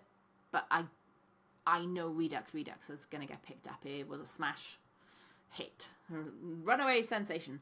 But Death Cycle was on in a smaller screen. Everyone went to see Redux, so it wasn't a fully sold out screening, which I was really disappointed about. So I made my executive decision, go see Death Cycle. Out of the two, on paper, sounded better for me, also better opportunity. And I'd met earlier in the day on the press wall, who was there all together? Gabriel Carrera was there, who is the director. Matthew Nineba was there, who is one of the stars of the film, who I didn't realise until after played Psycho Gorman in Psycho Gorman. I didn't love that film, but like he did a good job. So clearly a good actor. And was he the DOP? Yeah, the DOP, whose name I can't remember off the top of my head. Apologies, nice DOP. They were there, they were on the media wall, and they were really nervous. And they were like, oh, do you know if it's like sold out for later? And I was like, oh, I don't know, but I'm really hoping. I said, I'm going to be finished in time. I'm really hoping to be able to get a ticket. And they were like, it hasn't sold out yet. And I said, oh, you're up against Redux, which has had a load of buzz. So like, you might get more tickets sold like closer, because with some of the Discovery screens, you can only get tickets like 15 minutes before. So I said, you might have like a last minute influx of tickets, so don't worry about it, it'll be fine. And I was like, but I'll see you there, I've got a ticket. And they were like, okay, great. But it wasn't full, it was probably like half full. Bearing in mind, by this point, it was a Sunday night. People were knackered. People start dropping off by like the Saturday, Sunday night. They've gone to the pub. They're tired. They've gone home. They've had an early night. Or you're up against Redux, and a load of people are in there. So it wasn't as busy as it could have been. But I'm so glad I went to see it, of the two. Again, another one I'm going to read off my phone so I can try and be like a little bit eloquent and succinct for like a whole minute. But I really loved this. It was really good. Death Cycle is a Giallo-inspired revenge slasher from Gabe Carrera and Late Fox Pictures, which is his production company, I think. And it was the world premiere. After the death of her sister, a woman is visited by a man looking to solve a series of murders by a motorcycle maniac. As their shared fear grows, the killer's rampage continues, leaving them both questioning who the real monster is. This was a great movie that was absolutely gorgeous to watch, with a killer soundtrack. Close-ups on black leather gloves and beautiful primary coloured lighting definitely showed the film's Giallo influences, with brilliant action cam POV shots taken from the motorcycle of a mystery rider, giving it a more modern twist. The soundtrack was great, with music from Bonnie Trash and Jacob Lizotte.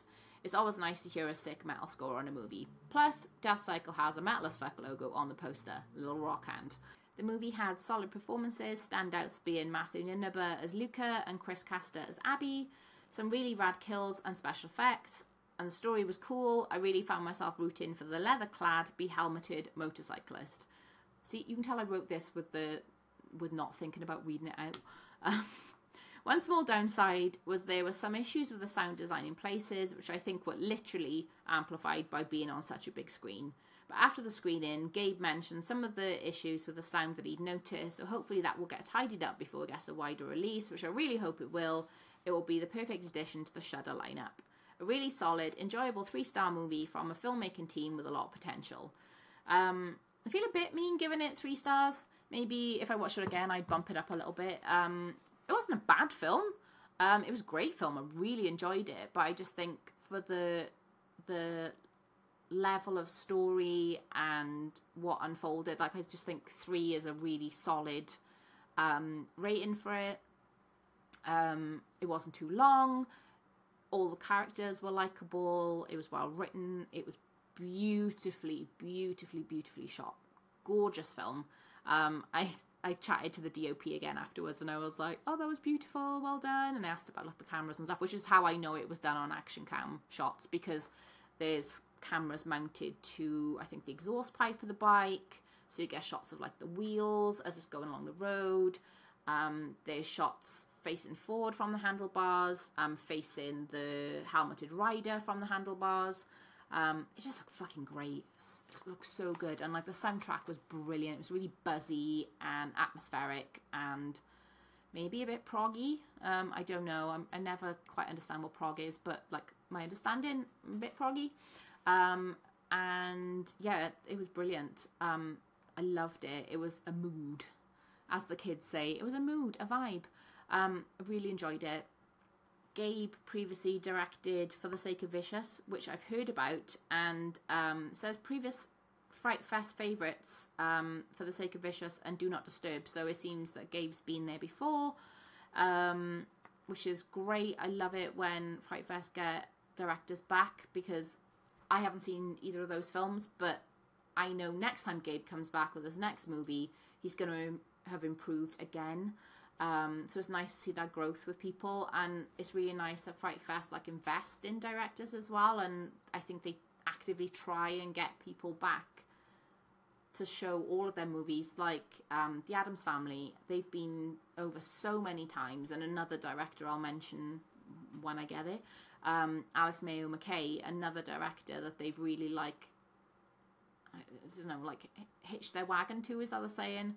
Of being like, yeah, we like this person and we're going to continue to follow them and encourage them to come back in future years. So I am really curious to see like what this team at Late Fox do again, because this was great. I loved it, and I haven't listened to it yet. I've been saving it. I don't know what for, but I'm really looking forward to listening to Bonnie Trashed and Jacob Lizotte.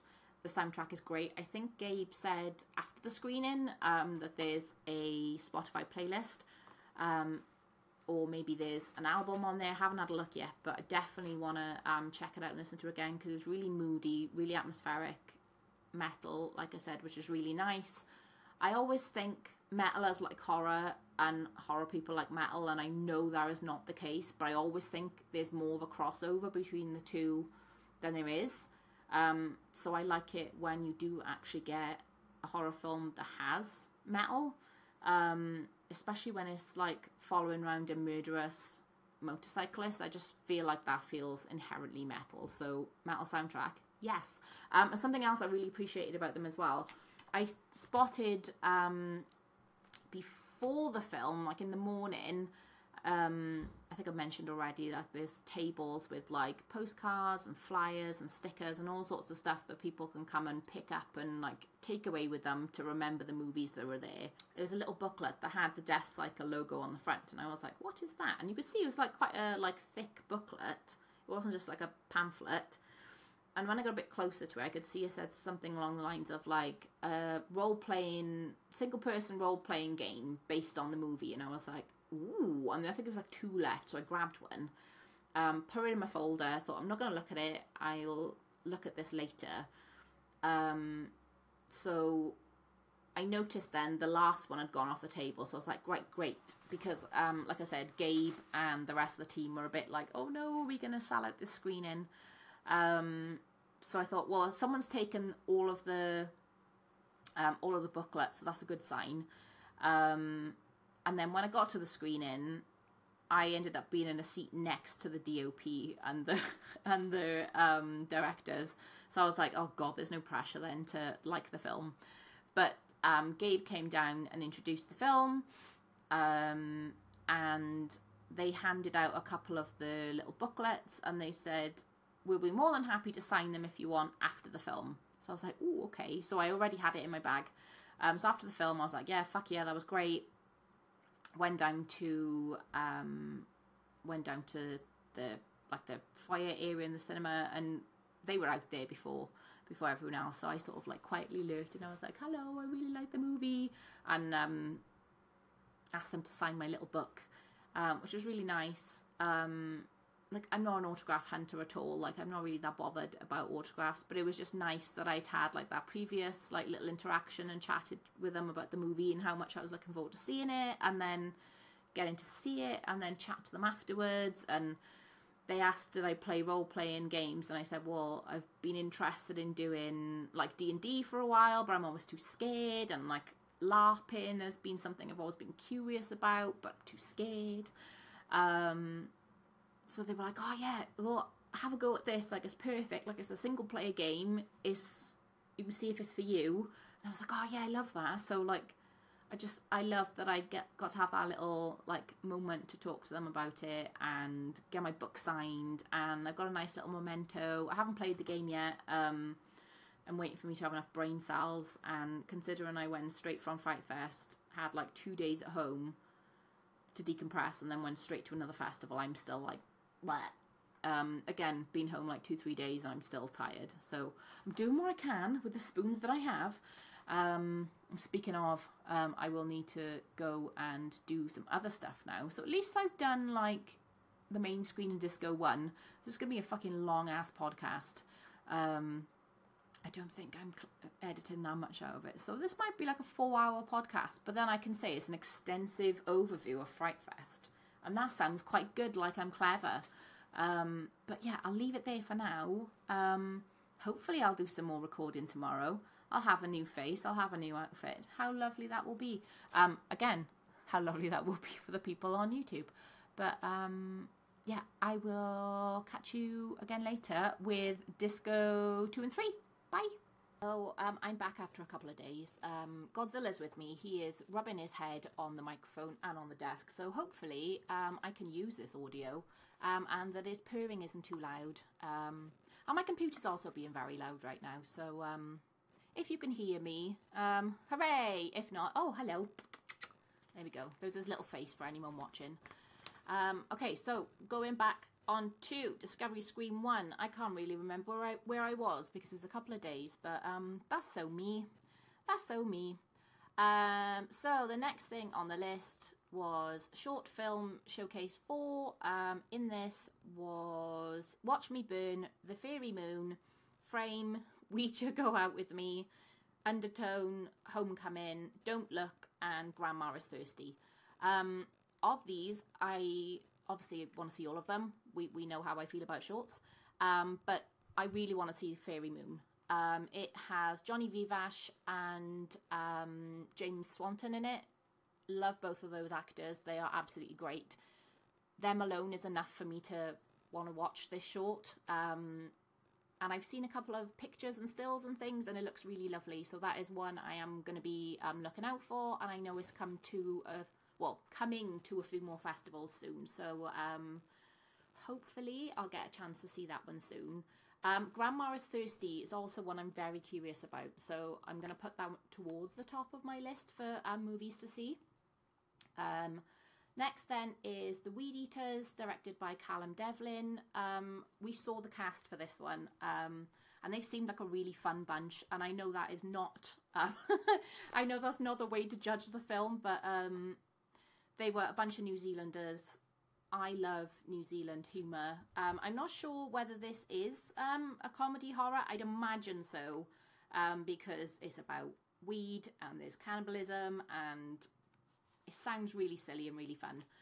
So I'm definitely going to be keeping my eye out for this one. I've got an itchy nose. I cut my nose the other day and I keep scratching it. It's very annoying. Then next is Sick Puppy by Jay Reid. I don't know much about this one, but I've heard a few people mention it, so it definitely seems like something I want to pick up and watch. The Serpent's Skin by Alice Mayo McKay. I love Alice. I think she's fantastic. I've seen a couple of her films, really enjoyed them. And the fact that she's 21 and has already made like, I think 5 or 6 feature films is incredible. And I love that FrightFest keeps bringing her back. I think I mentioned at some point in one of these recordings that there are quite a few people who keep coming back to FrightFest, and Alice is one of them. This is like a more witchy story, which sounds fantastic. I heard some really good reviews. Again, I think I did request a screener for this one. I didn't get one, so another one to chase up. So many bloody emails, but I really want to see it, and I've heard some really good things. Got to see Alice on the media wall. Oh, hello, baby. And I did fangirl a little bit. I was like, oh my god, it's Alice Mayo McKay, which it makes me feel like a weird old person who is like, oh, that person's so trendy and cool, because she's 21 and I'm 38, and I feel like my mum when my mum would tell me people were cool. But there we go. Okay, Disco 2. There's a lot of really fun films on this. Oh, bye, cat. There's a lot of fun films on this screen. The only ones directed by Jordan Miller. A slasher thriller full of shocking twists, suspense, and a deadly sense of humour. Sold, absolutely, definitely want to see that one. Bambi had a second screening, or Bambi the Reckoning had a second screening. And then Dog of God by Ratis Abel and Loris Abel. I have seen this one. I will pop in my video about this because I love this one. I might be a bit more competent in that video than I feel right now. I'm quite like heightened and a bit wired.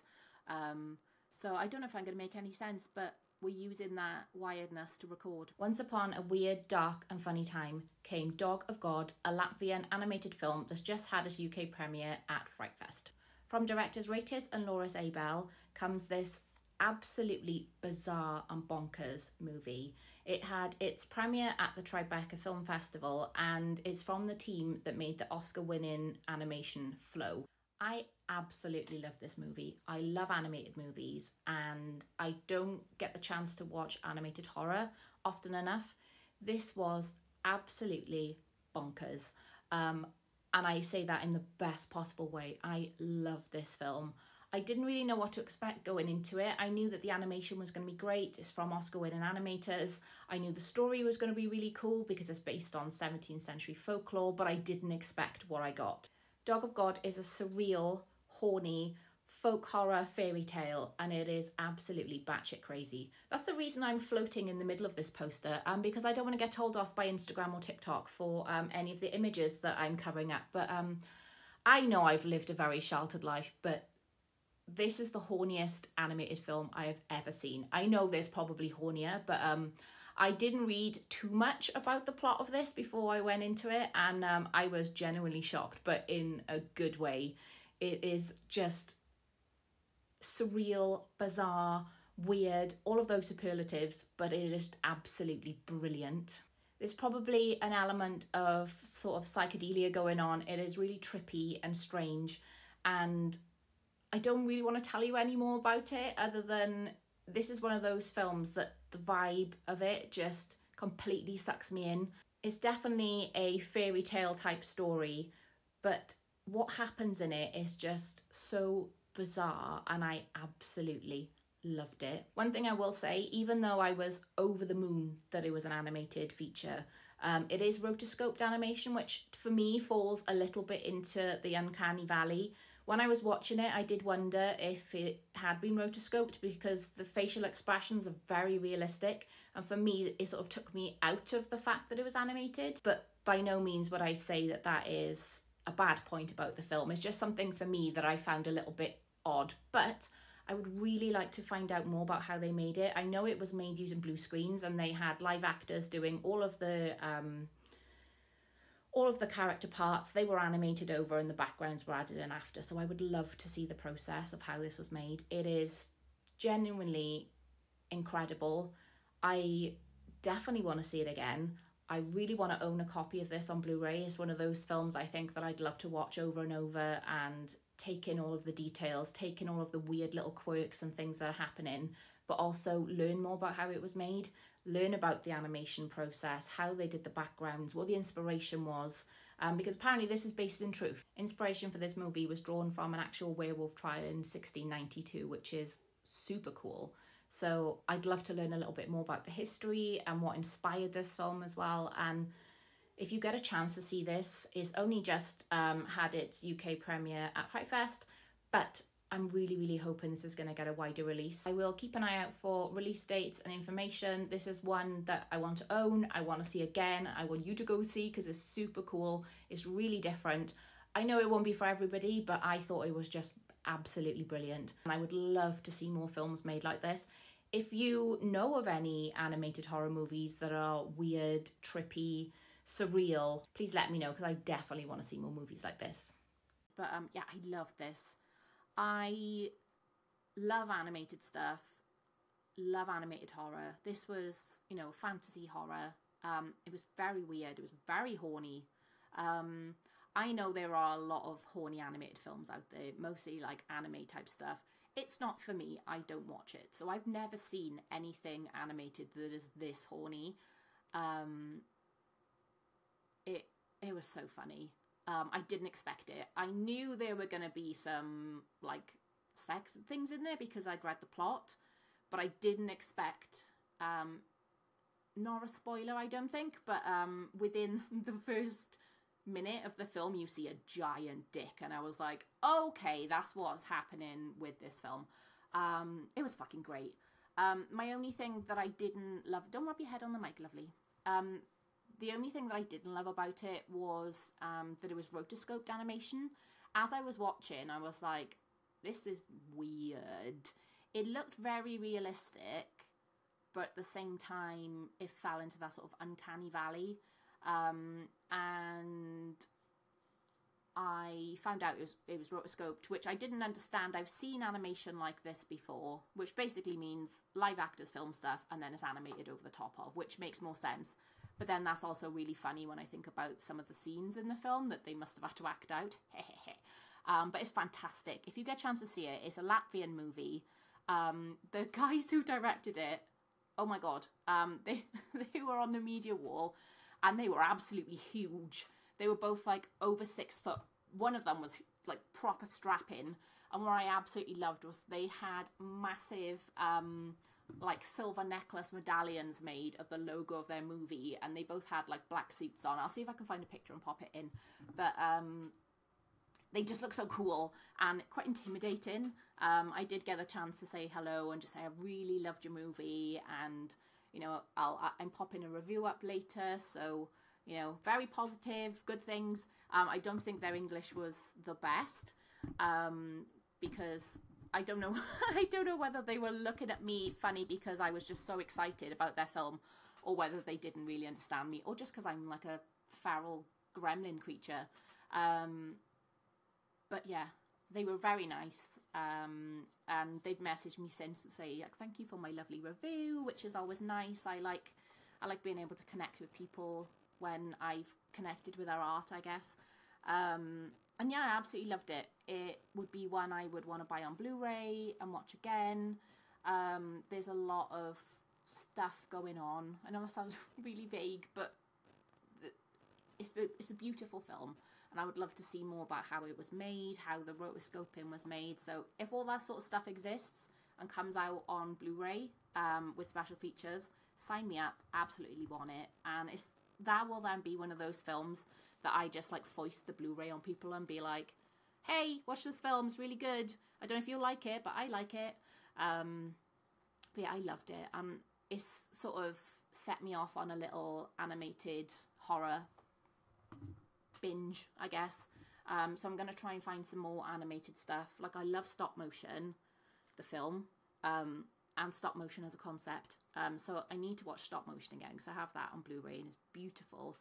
And because we're jumping all over the place with timelines, Rilla Thriller had quite a few animated shorts as well, which I loved, which I'll talk about in another episode. But I need to look out for more animated horror now. So if you are listening and you have any animated horror recommendations, whether that's computer animated, hand-drawn animation, stop motion, I want to see. So please let me know. Okay, next one was The Degenerate, The Life and Films of Andy Milligan, directed by Josh Johnson. This is a US film. I think this is a documentary, because there were a few faux documentaries. I think this one is actually a documentary. I don't know much about Andy Milligan, so documentaries are always good for learning. So I'll keep my eye out for it. I do need to subscribe to more streaming platforms because everything's so spread out. I want to try and like capture as much as I can for after festivals and try and find where everything goes.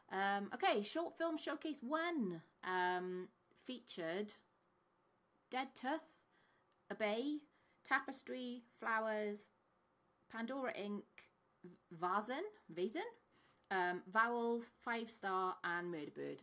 I don't know anything about any of these, but again, I'm going to go check them out. Your Host by D.W. Medoff. Now, this is one that I didn't really hear anything about, but they were having a big presence on the media wall, so I was like, oh, I'm going to learn a little bit about this one. And it sounds fucking great. There was a lot of buzz because Jackie Earle Haley, who played Freddy Krueger in the Nightmare remake, which we do not speak of, was there. So a lot of people were really excited about this movie. I think he was fantastic in the film. I just fucking hated the film. Not your host, Nightmare on Elm Street. See, manic brain all over the place today. And he was very good in Watchmen as well. So that's, you know, that's always good when there's like a big actor attached to things. And then I read the synopsis, so I'm going to read it to you because it sounds fucking great. Oscar nominee Jackie Earle Haley, star of Watchmen and A Nightmare on Elm Street, returns to the genre as serial killer Barry Miller. Barry, great name for a serial killer. In director D.W. Madoff's Saw meets The Price is Right shocker. 4 friends get trapped in Miller's macabre game show, forced to outwit his twisted mind while racing against time. Every move brings them closer to freedom or their final fate. Going beyond genre expectations, your host delves into how trust can be manipulated unexpectedly and unsettlingly, elevating tension and terror to a new and heightened level. That was hard to read. Yeah, that sounds great. A serial killer, game show, murders. Excellent. Sold. Saw meets The Price is Right. That's all I need to know. So I'm hoping that'll have a pretty decent release because of having Jackie Earle Haley attached to it. It's with one of the big PR companies as well, so we'll probably get a really good release. I'm just not sure who the distributor is on it yet, so another one I'll keep you posted about. Hello, cat. Hi. Next on Disco 2 is The Confession, directed by Will Cannon. Yes? The director of this one also had a film in FrightFest in 2015, Demonic, which was presented by James Wan. Or was this one presented by James Wan? I don't know, but either way, I need to see both of those films. Oh my god. Either way, I need to see both of those films if they are presented by James Wan. That's a mark of approval for me. Fucking love James Wan. Haven't seen Aquaman just to... Is it what Aquaman he did? I don't know. Anyway, but I love James Wan, so that's definitely now bumped up my list of things to see. It sounds like lots of supernatural stuff. I can see the words unknown evil force and sinister. So, excellent. Really interesting one next on the disco screen, which I would have enjoyed seeing, was Daughters of Darkness. I think I've seen it before, but it had a 4K restoration and it was premiering then at FrightFest. So it's an old movie. It's from 1971. And Harry Kumel, the director, was there. Super lovely man. He was wandering around the festival. He was having a lovely time. So I think I've seen this as a super gay vampire movie. So if I haven't, I need to watch it. So that is something I'm going to try and catch. I'm not sure where it's showing at the moment. I think it is on a streaming platform, but I'm not sure off the top of my head. I'll pop it in the show notes and captions if I find out in between. But I'm sure it was lovely. Because 70s horrors are so beautiful, and then having them restored into 4K must have been really, really lovely. And it must have been nice for Harry as well to sit there and watch his films. You know, this is like 50 years on, and they're getting remastered and reappreciated by people, which I absolutely love. Next is 5 by Danny Barker. This is one I have a screener for that I haven't watched yet. It sounds like really good fun. 5 revolves around fallen movie legend Melody Palmer, who after a spectacular run of box office flops and a period in rehab is hoping her star will rise again with a rom-com renovated romance. But while on location shooting her hopeful comeback, she finds a cabin in the woods and becomes possessed by a demonic force causing havoc. Perfect, sign me up. I just need to crack on with watching all of my movies, but I definitely want to see that one. Bloodshine from Emily Bennett and Justin Brooks. This had a lot of buzz there. Lots of people saying they really enjoyed Bloodshine. Another one I really need to like bump up my list to see. It says it has conflict between light and darkness and is a love letter to folk horror. That's all I need to know. Sounds absolutely brilliant. Then it was Blockhead, directed by Matt Harlock. A failing novelist desperate for inspiration to spark his second book thinks his muse appears to him in the form of a drunk, psychotic handyman and decorator. As the new work begins to take shape, his life spirals out of control and erupts into violent chaos, charting a descent into madness and ultimately murder. Sounds great. Again, another one I've got on Screener. I'm still catching up. It's going to take me a while. There's 65 movies and I only have so many brain cells, but definitely I'm going to give that one a watch. Next then was The Arborist by Andrew Mudge. This was lovely. This is one of the ones that was up against quite a big film. I think it might be Redux this was up against.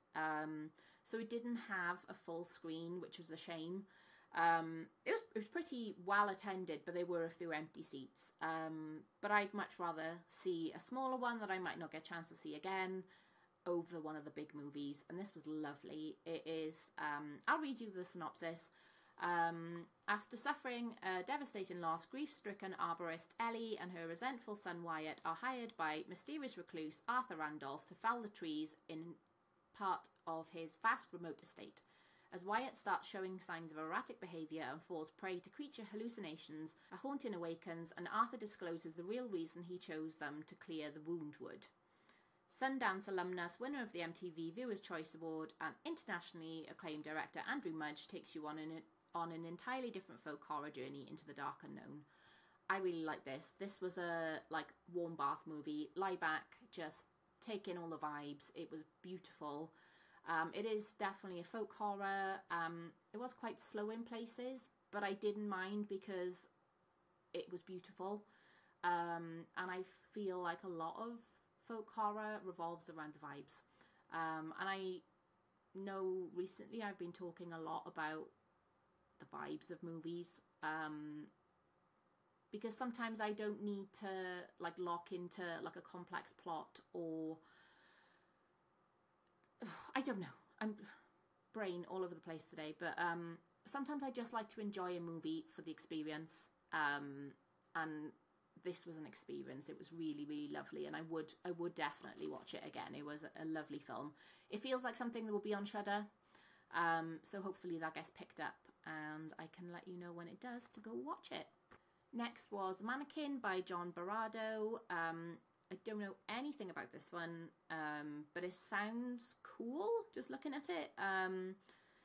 Set in historical downtown Los Angeles factory, a fashion designer's sister mysteriously died, haunted by a serial killer. I see the words sinister ghosts. Mannequins are creepy as fuck anyway, so that's probably going to be a really fun one.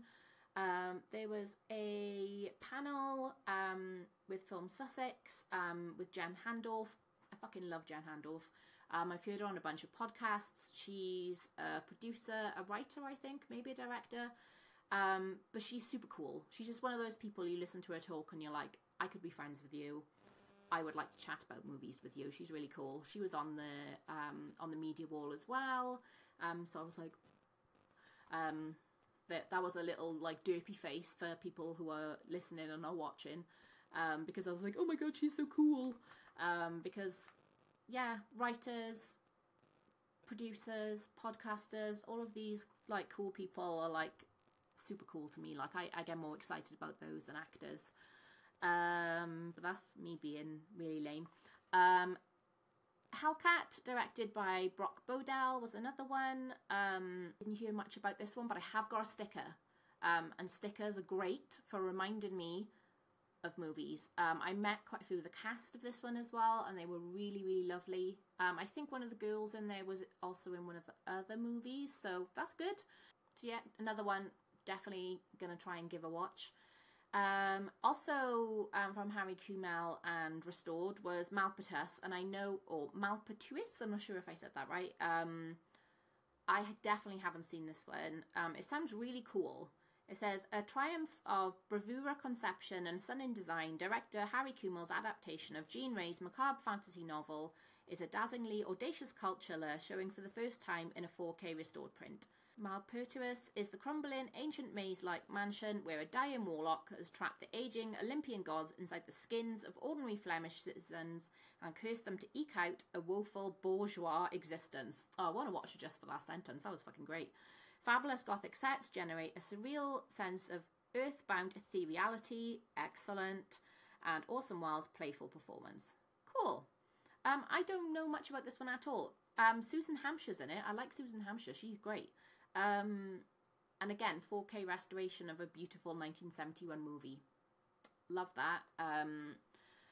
I think they're both getting Blu-ray releases as well as part of the, well, Blu-ray and 4K, as part of the 4K thing. So I'll be keeping my eyeballs out for those because they sound lovely. Next is Where is Juan Moctezuma? Directed by Alaric S. Rocha. I don't know an awful lot about this one, but I have heard some interesting stuff, so I'm definitely going to keep my eyes out for it. It is about a legendary 1970s Mexican horror film auteur who disappears.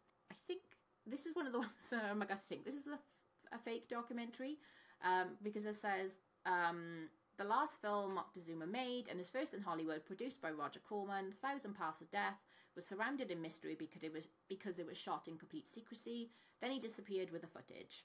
Did his nemesis, the famous luchador Scorpion, sabotage his work yet again? It is described as a fun film, so I'm guessing it is not a real documentary. Might be. Oh, Brian Usner's in it. I love Brian Usner. Oh, okay, yeah, bumped up again. So I think it is like a faux documentary with actual people in it, because it mentions, I think just as an inspiration, but it mentions Del Toro, Robert Rodriguez, Sam Raimi, but then obviously it says it's produced by Roger Corman, and Brian Usner's in it, so I don't really know how this one works, but I think it is probably like a fantastical faux documentary. Luchadors are cool, Mexican wrestling is cool. I don't watch it, but I enjoy the aesthetic, so again, more box ticks, but I'm definitely going to watch this now because of Brian Usner. I love him. The Other People, directed by Chad McClarnon. This is a stylish and deeply disquieting suspense thriller. Suspense thrillers aren't always my cup of tea. They aren't always the ones that I sort of go for, but I'll absolutely give it a watch. Again, FrightFest, stamp of approval. I'm gonna try and watch those movies over anything else. A Blind Bargain, directed by Paul Bunnell.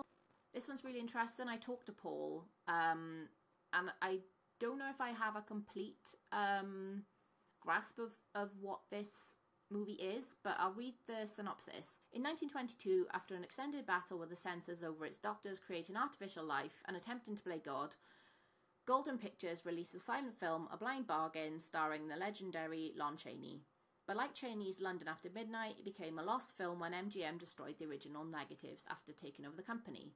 Now director Paul Bunnell reimagines the classic shocker like a 1970s episode of Rod Serling's Night Gallery, in which a desperate young man strikes a dark deal with an unhinged doctor offering his mother as a subject for the physician's twisted experiments.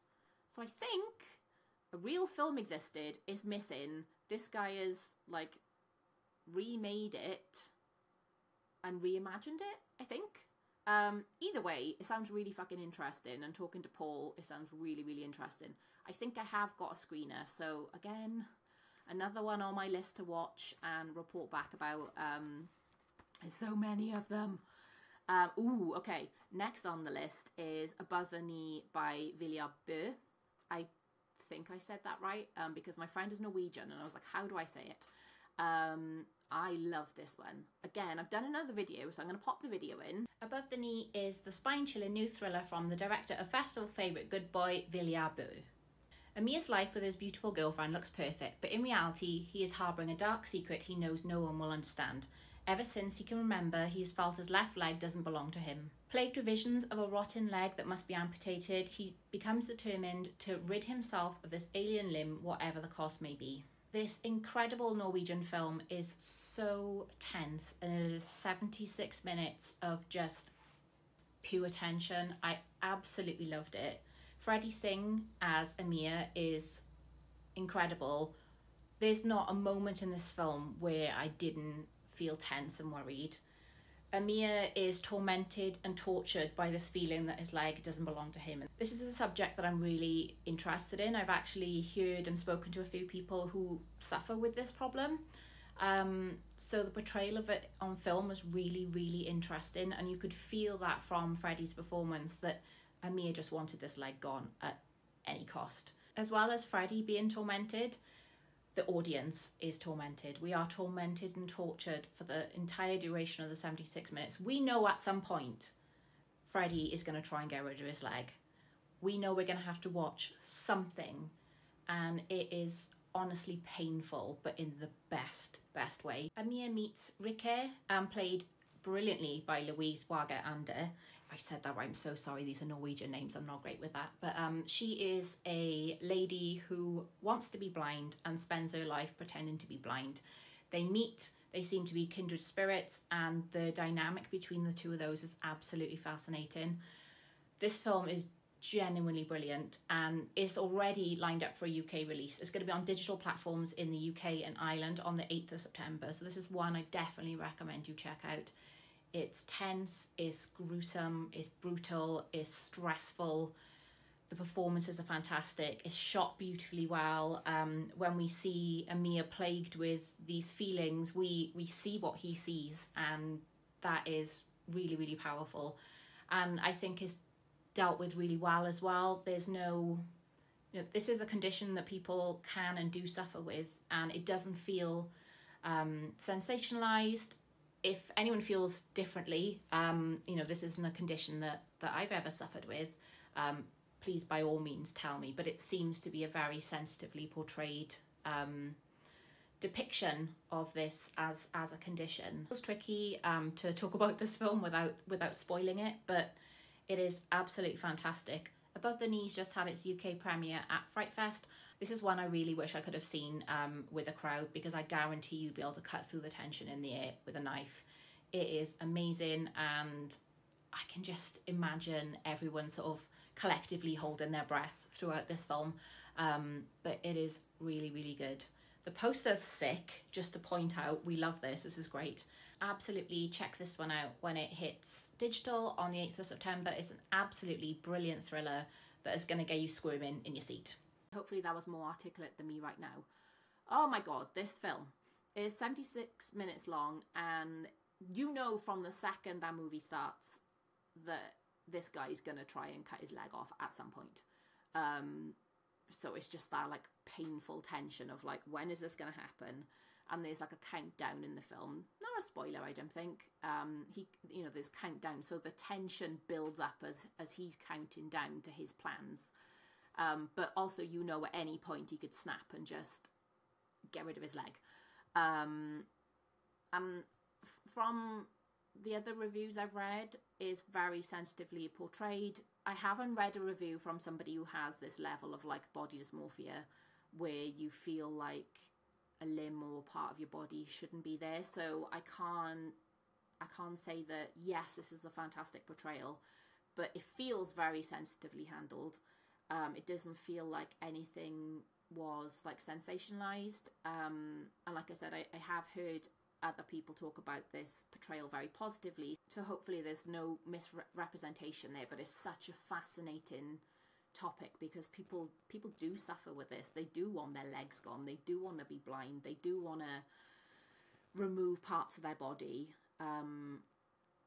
Body. If you're watching, you can see I've got like tattooed hands and I've got piercings in my face. It's a very different thing, but it's exerting that bodily autonomy. I've chosen to add things to my body because I feel more comfortable and happy like this. The more tattoos I get, the more comfortable I feel in my skin. So I can imagine, although, like I said, I've added two, I can imagine that urge being so much more when you have this condition to like make your body your own. We inhabit our bodies for however many years we do, and for me, being able to decorate mine is important, and I like that. For some people, like getting rid of parts of their body is important, and I just find it so fascinating, and I would love to like read more about it. It's obviously a very like sad and tragic condition, but also if they can find peace and live their lives after going, yeah, I want my leg gone, and then their leg's gone, and the rest of their life is brilliant, like fucking good for them, like great. Anyway, this film was fucking great, and if you've seen Villiers' other film, Good Boy, you'll know that kind of like intensity. Not the Good Boy that's coming out soon with the dog. This one has a dog. It's also called Good Boy, but it's a very different film. It is about somebody dressed up as a dog, pretending to be a dog. That's all you need to know. Go watch that. That is currently on Prime, I think. Very good. And I know that Above the Knee is getting released. Off the top of my head, I think it is the 22nd of September. Again, I'm going to plop all that on social media when it does release, because it's really fucking good, and I think people need to see it. It's on digital download. Hoping it will get a physical release because I want it on Blu-ray is great. And then they could release Good Boy as well, and I can own that. That'd be great. But I'm already hyper and excited. Animated movie. There was another animated horror. It was Korean, directed by Jae-hoon An, called Gil. It is about somebody who grows gills. I don't know too much about this one because I don't want to. I want to go into it as blind as I can. But animated horror. The like stills I've seen look absolutely beautiful. So I'm hoping it's some kind of like Shape of Water, Creature from the Black Lagoon type film. But I'm going to turn the page now so that I don't read too much. And then we're down to Disco 3, literally, because Disco 3 I think was in the basement. There's quite a few movies here that I really want to see. Dooba Dooba, which was directed by Erland Hollandsworth. I met Erland. They were very nice. This one sounds fucking great. This is like a really me type of movie. Wilson and Reagan hire babysitter Amna to look after their 16-year-old daughter Monroe while they attend a party. Her parents warn Amna that Monroe has extreme anxiety issues due to their son being murdered in the middle of the night in the home. Great. That's why they have a range of in-house security cameras around the house for peace of mind, and why the awkward and often unbalanced Monroe needs the safe words "dooba dooba" said before anyone approaches her space. At first, the night progresses without incident, but events are about to get weirder as an unforeseen nightmare scenario unfolds. So I think this is sort of like found footage-y, which, bit of me, love found footage. And I think it's like analogy as well, because it's off these like janky security cameras. So I love that. It sounds really good. It sounds really effective. And I've heard quite a few like really good reviews of this movie. So I'm hoping this one is going to get a release because I would really love to see it. Then is Kombucha, directed by Jake Myers. This one, I will be honest, I've been put off watching just because it's called kombucha. Kombucha makes me feel sick. I don't like it. All I can think about when I think of kombucha is the SCOBY, and it makes me feel sick. If you don't like slimy things, don't look up what a SCOBY looks like if you don't know. And if you like kombucha and don't know what a SCOBY is, you don't look it up. Just keep enjoying kombucha. It's good for your gut. It's good for you. So there's kombucha in this movie, so I'm a bit like, blah, blah, blah. I know that's so silly, but what is really interesting about it is it says, imagine David Cronenberg directing The Office with a dose of corporate satire. Okay. That sounds great. But the words disgusting mucus drink are also mentioned in this write-up. And mucus and mucusy things, snot, pus, those sort of like gloopy... Ugh. No. No. So I don't know about that one. It's supposed to be good. I've heard good things about it. But I don't know if I can deal with mucus and kombucha and... Yuck, yuck, yuck, yuck, yuck, yuck. One that I really love the sound of is Salt Along the Tongue by Parish Malfitano. It's an Australian movie. Generally, Australian movies are brutal as fuck. So I really, really want to see this one. After her mother dies, Mattia moves in with her estranged aunt, her mother's identical twin. But from beyond the grave, Mattia's mother possesses her daughter to protect her from a malevolent spirit, using food as a gateway. Director Parish Malfitano extends the promise of his striking debut, Bloodshot Heart, with a plunge into an eerily stylized, dreamlike play of metamorphic identities situated in an all-female community of family and friends. Love and hate, good and death, evil and birth, threat and redemption. Everything floats mysteriously in a uniquely different horror, mixing witchery, spirit possession, and exorcism with sheer cinematic poetry. That sounds great. Love a malevolent spirit, love possession, love witchery, and cinematic poetry.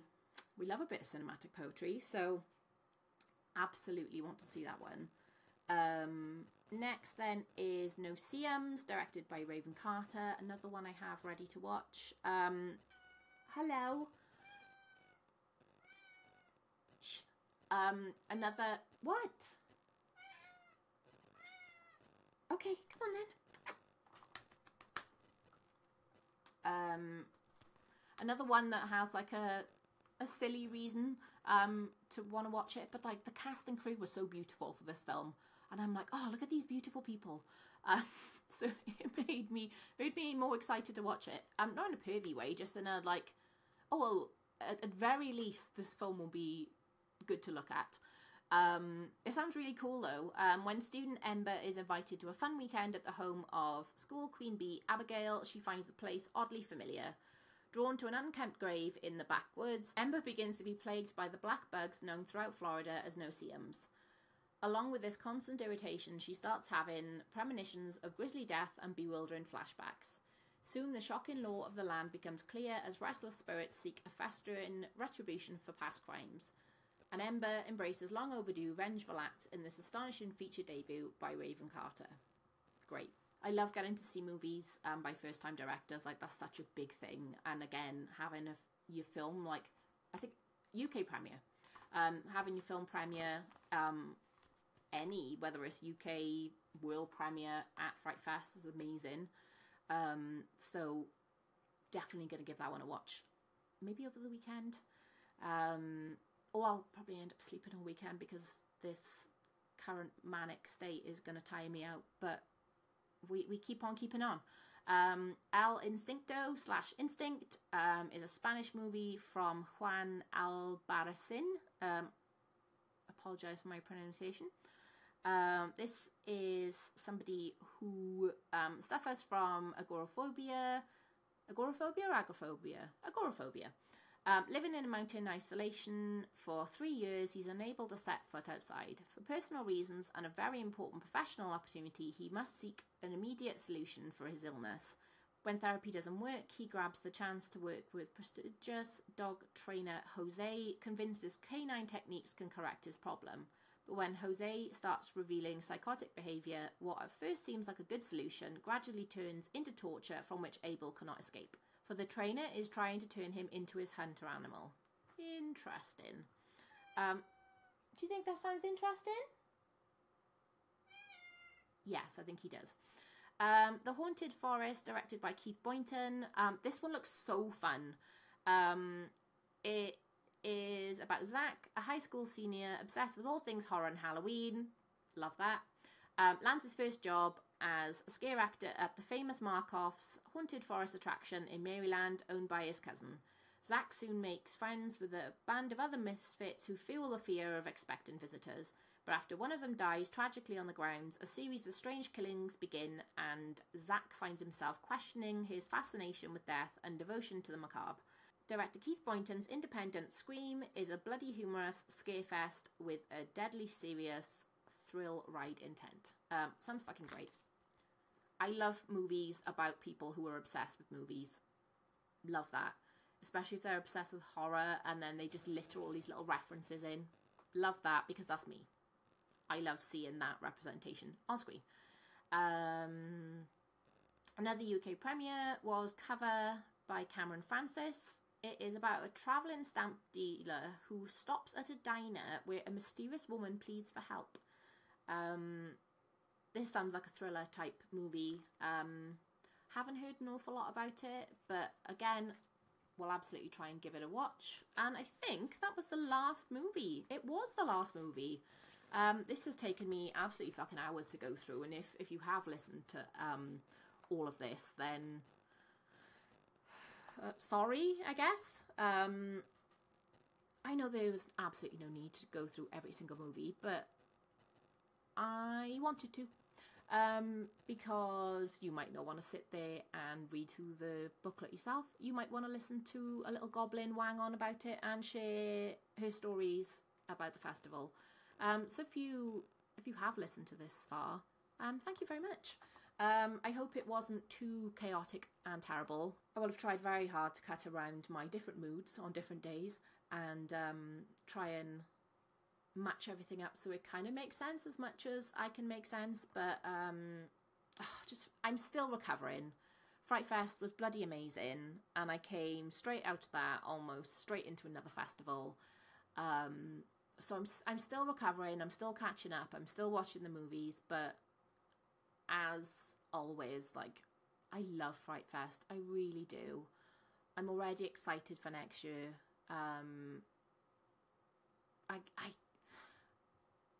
I want to volunteer the full weekend again because I had such a great time. But I also want to be like, hey, I'm going to volunteer for 3 days and then I'm going to attend for 2 days as a film goer.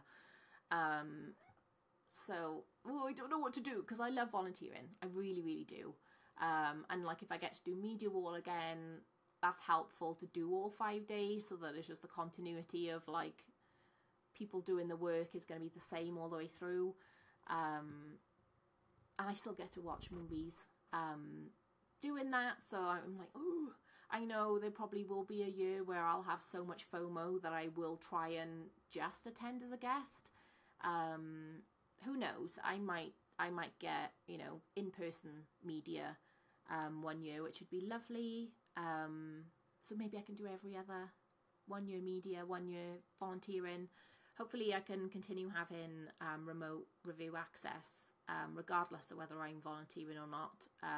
So if I can't get there to do a whole weekend in person, hopefully I can still review, but I try and plan my entire year around FrightFest, as I know a lot of people do. It's always the same weekend every year, so it's always the bank holiday weekend in August, so I know that does move around a little bit, but then I know I always need to have at least 5 days, if not 6, 7, to block off for FrightFest. Unfortunately, I'm not in a position where I can book like a couple of days off either side to like charge up my energy and then recharge afterwards, because it is a lot. And I think I mentioned, God knows how long ago now, that I did find it less exhausting this year because I was busier, because I had more to do. I didn't find myself getting bored ever, so I wasn't like exhausted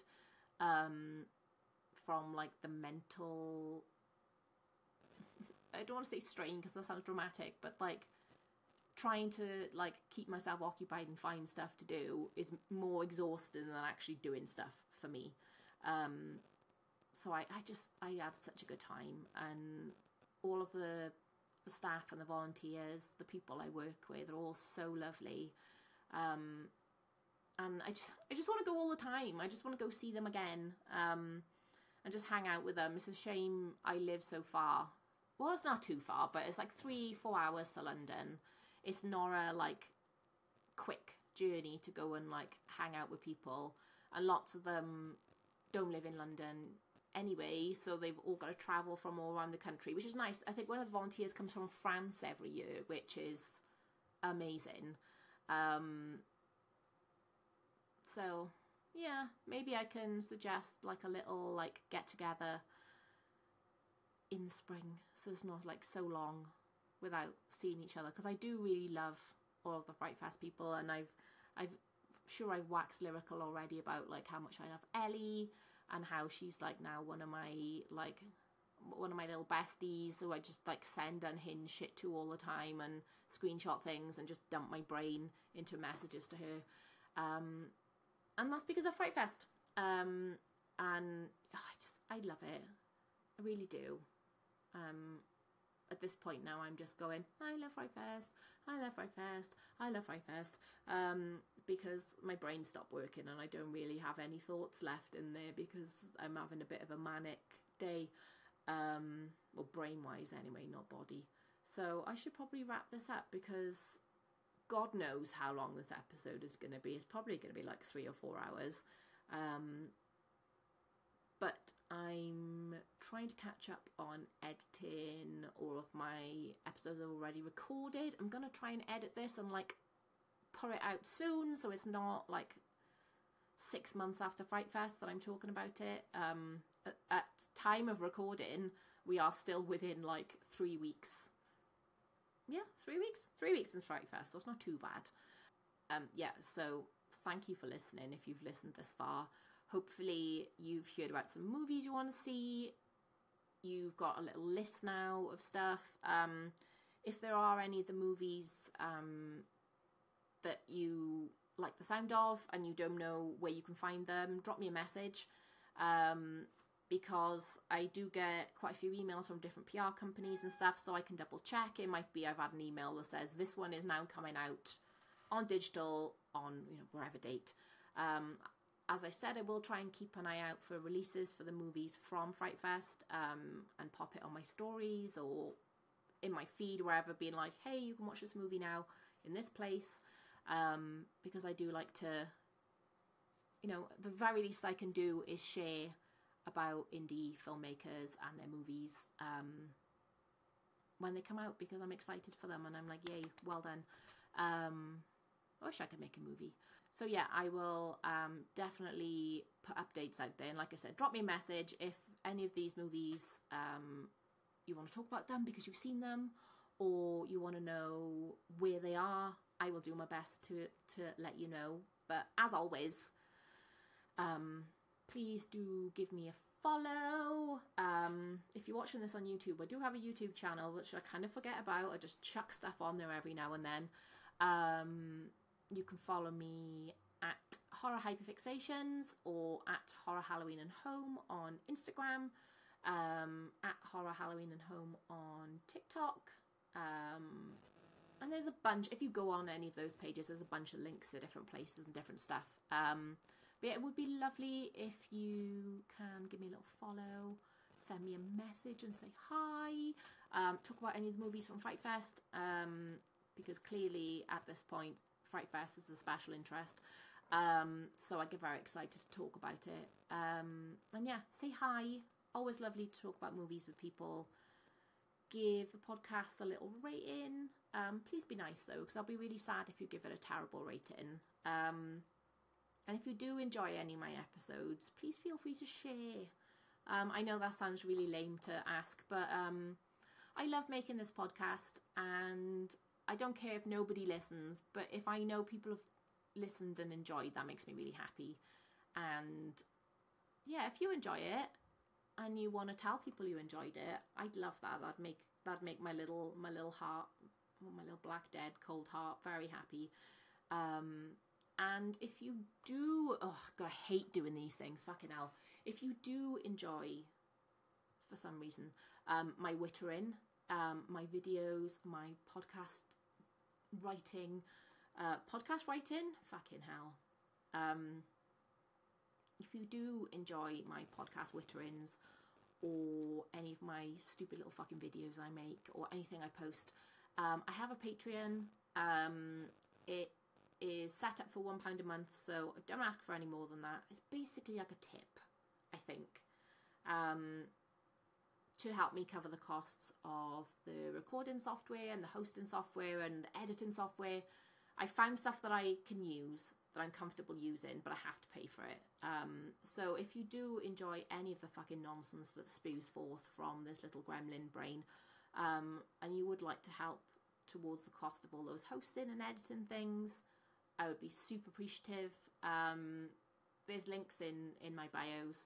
And like I said, I only ask for £1 a month. I'm not trying to like make money or use this as a source of income. It would just be nice to like offset some of the costs that I pay every month for different stuff. And yeah, super awkward about this shit. But yes, I have one, a Patreon, hooray. There's some other stuff probably, which will be in the show notes. So have a little look-see, because I need to go drink some more coffee now and hopefully bring myself back down a little bit, because I'm like, but thank you. I'll just keep saying thank you, because if anyone has actually listened to this and listened to like the nonsense that comes out, I find myself challenging all the time. So I don't know how other people put up with me. So if you've listened to me, I love that. Thank you so much. I don't want to do a cry, but I appreciate it, and I appreciate you. And I can't believe this is quite possibly my like 23rd episode, 24th episode, somewhere out there. Look at me doing things. So it's lovely when I know people are actually listening. But even if they're not, I'm still going to make it, because I need a way of putting my thoughts from my tiny brain out into the world, so that they are released and free, and they can go do other things that are not occupying my brain. Anyway, this is the longest fucking wrap up ever, because brain. But thank you very much. Thanks for listening. Go say hi. Go message and follow and do things. Love you so much. Bye.